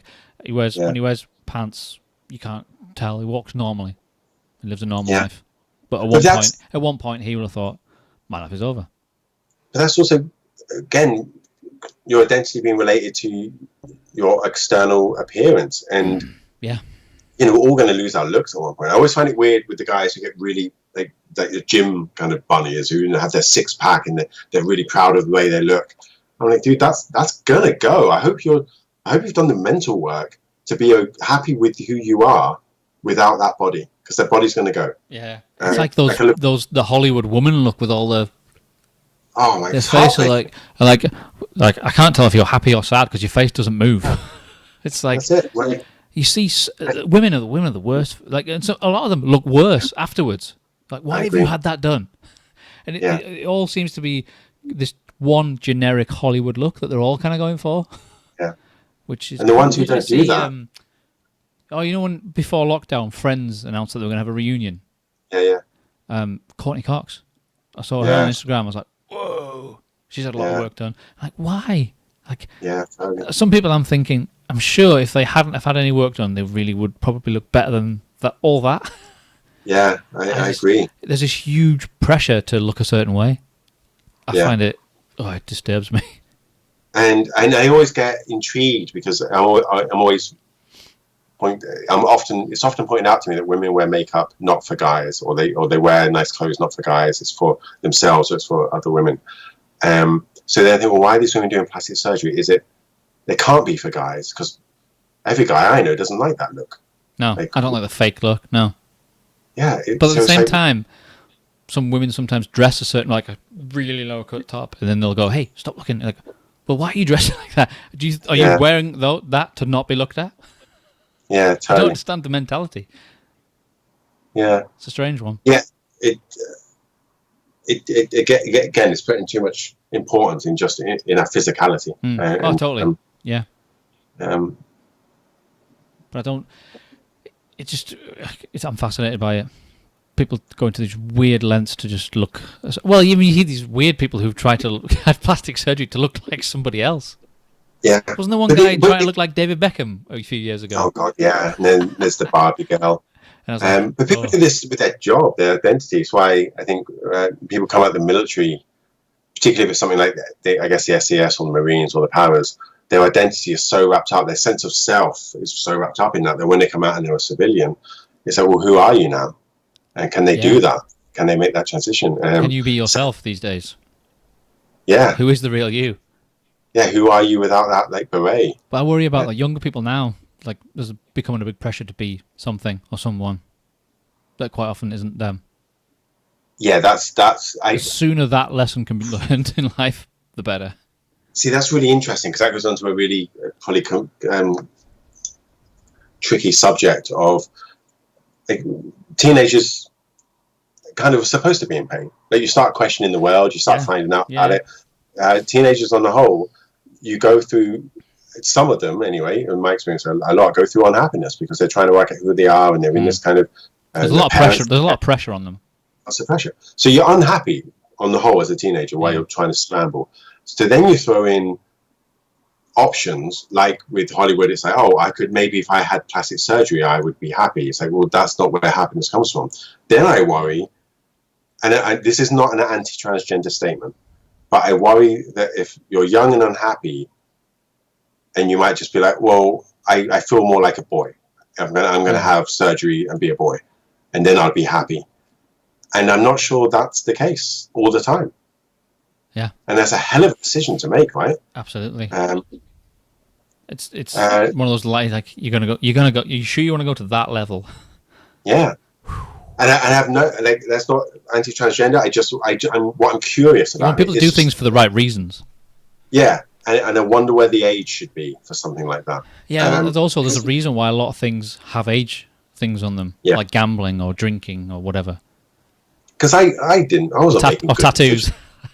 Tattoos. How many people get a tattoo if they were like underage, like 13, 14? When they're like 40, they'll go, I'm really glad I got this tattoo. 4-year-old gets I've got a couple of tattoos, and so my 4-year-old started drawing like on her leg. And what is she's like, I've got a tattoo now. But when you're young, you make these decisions, and I just think I just wish more work was. I don't know what the test is, but I think you should almost. There's a lot of examples already out there to follow, though, to look up and to see what's happened to other people, listen to other people's stories. I think before you make any big decisions. Yeah, absolutely. And happiness is a journey. Yeah, and it's simple. it's just not easy, and it's kind of good habits over time, and getting comfortable in your own skin and not worrying about what you think. That's a good. It's simple, but it's not. It's easy, but it's not simple. It's not straightforward. Yeah. Simple but not easy, because it is just a lot of it. If you look at the basic factors of it, it's the stuff in between where it's like, whoa. Yeah, get enough sleep, drink lots of water, hang out with people who empower you. I've probably talked about that too many times on this podcast, but the importance of sleep and water, man, can make you so much more productive and just be able to do stuff and think better and just better at being a person if you look after yourself. But some people don't. Go into nature. Unplugging from the system for a while. Yeah. It's like, and it won't, in my experience, it didn't happen overnight, but, and I wasn't even that consistent. I would binge and then kind of not do it. But something happened over time. I generally think I did a lot of stuff. I think meditation was one of the main things. Just like we've said it a few times today, just sorting out what's going on in here, sorting out my thought process. And just, what do you think? And being able to talk to my thoughts like I'm a third person. So it'd be like, oh man, like this always happens. It's like, wait, what did you just say? This does not always happen. Let's look at my life. And I do that sometimes. If you're having a certain thought process, have a word with yourself and say, is that right? Yeah. Have I got that right? You know, it's that's like somebody else would say it. I always imagine like somebody else would say that to you. So you should say it to yourself if there's nobody around. You should question things still. I saw a great meme that said, whenever you have any negative self-talk, just imagine that Trump is saying it. You're looking fat today. Fuck you, Trump. I think that's a good way to end. The immortal line. Oh, thanks for joining us, man. It's been great to catch up. Thank you so much for inviting me. It's I do genuinely enjoy talking to you. I think I'm going to try and make you a friend in real life. Let's do that. When we get out of this situation, let's do that. When I get my new home for the podcast, I'll have you back on.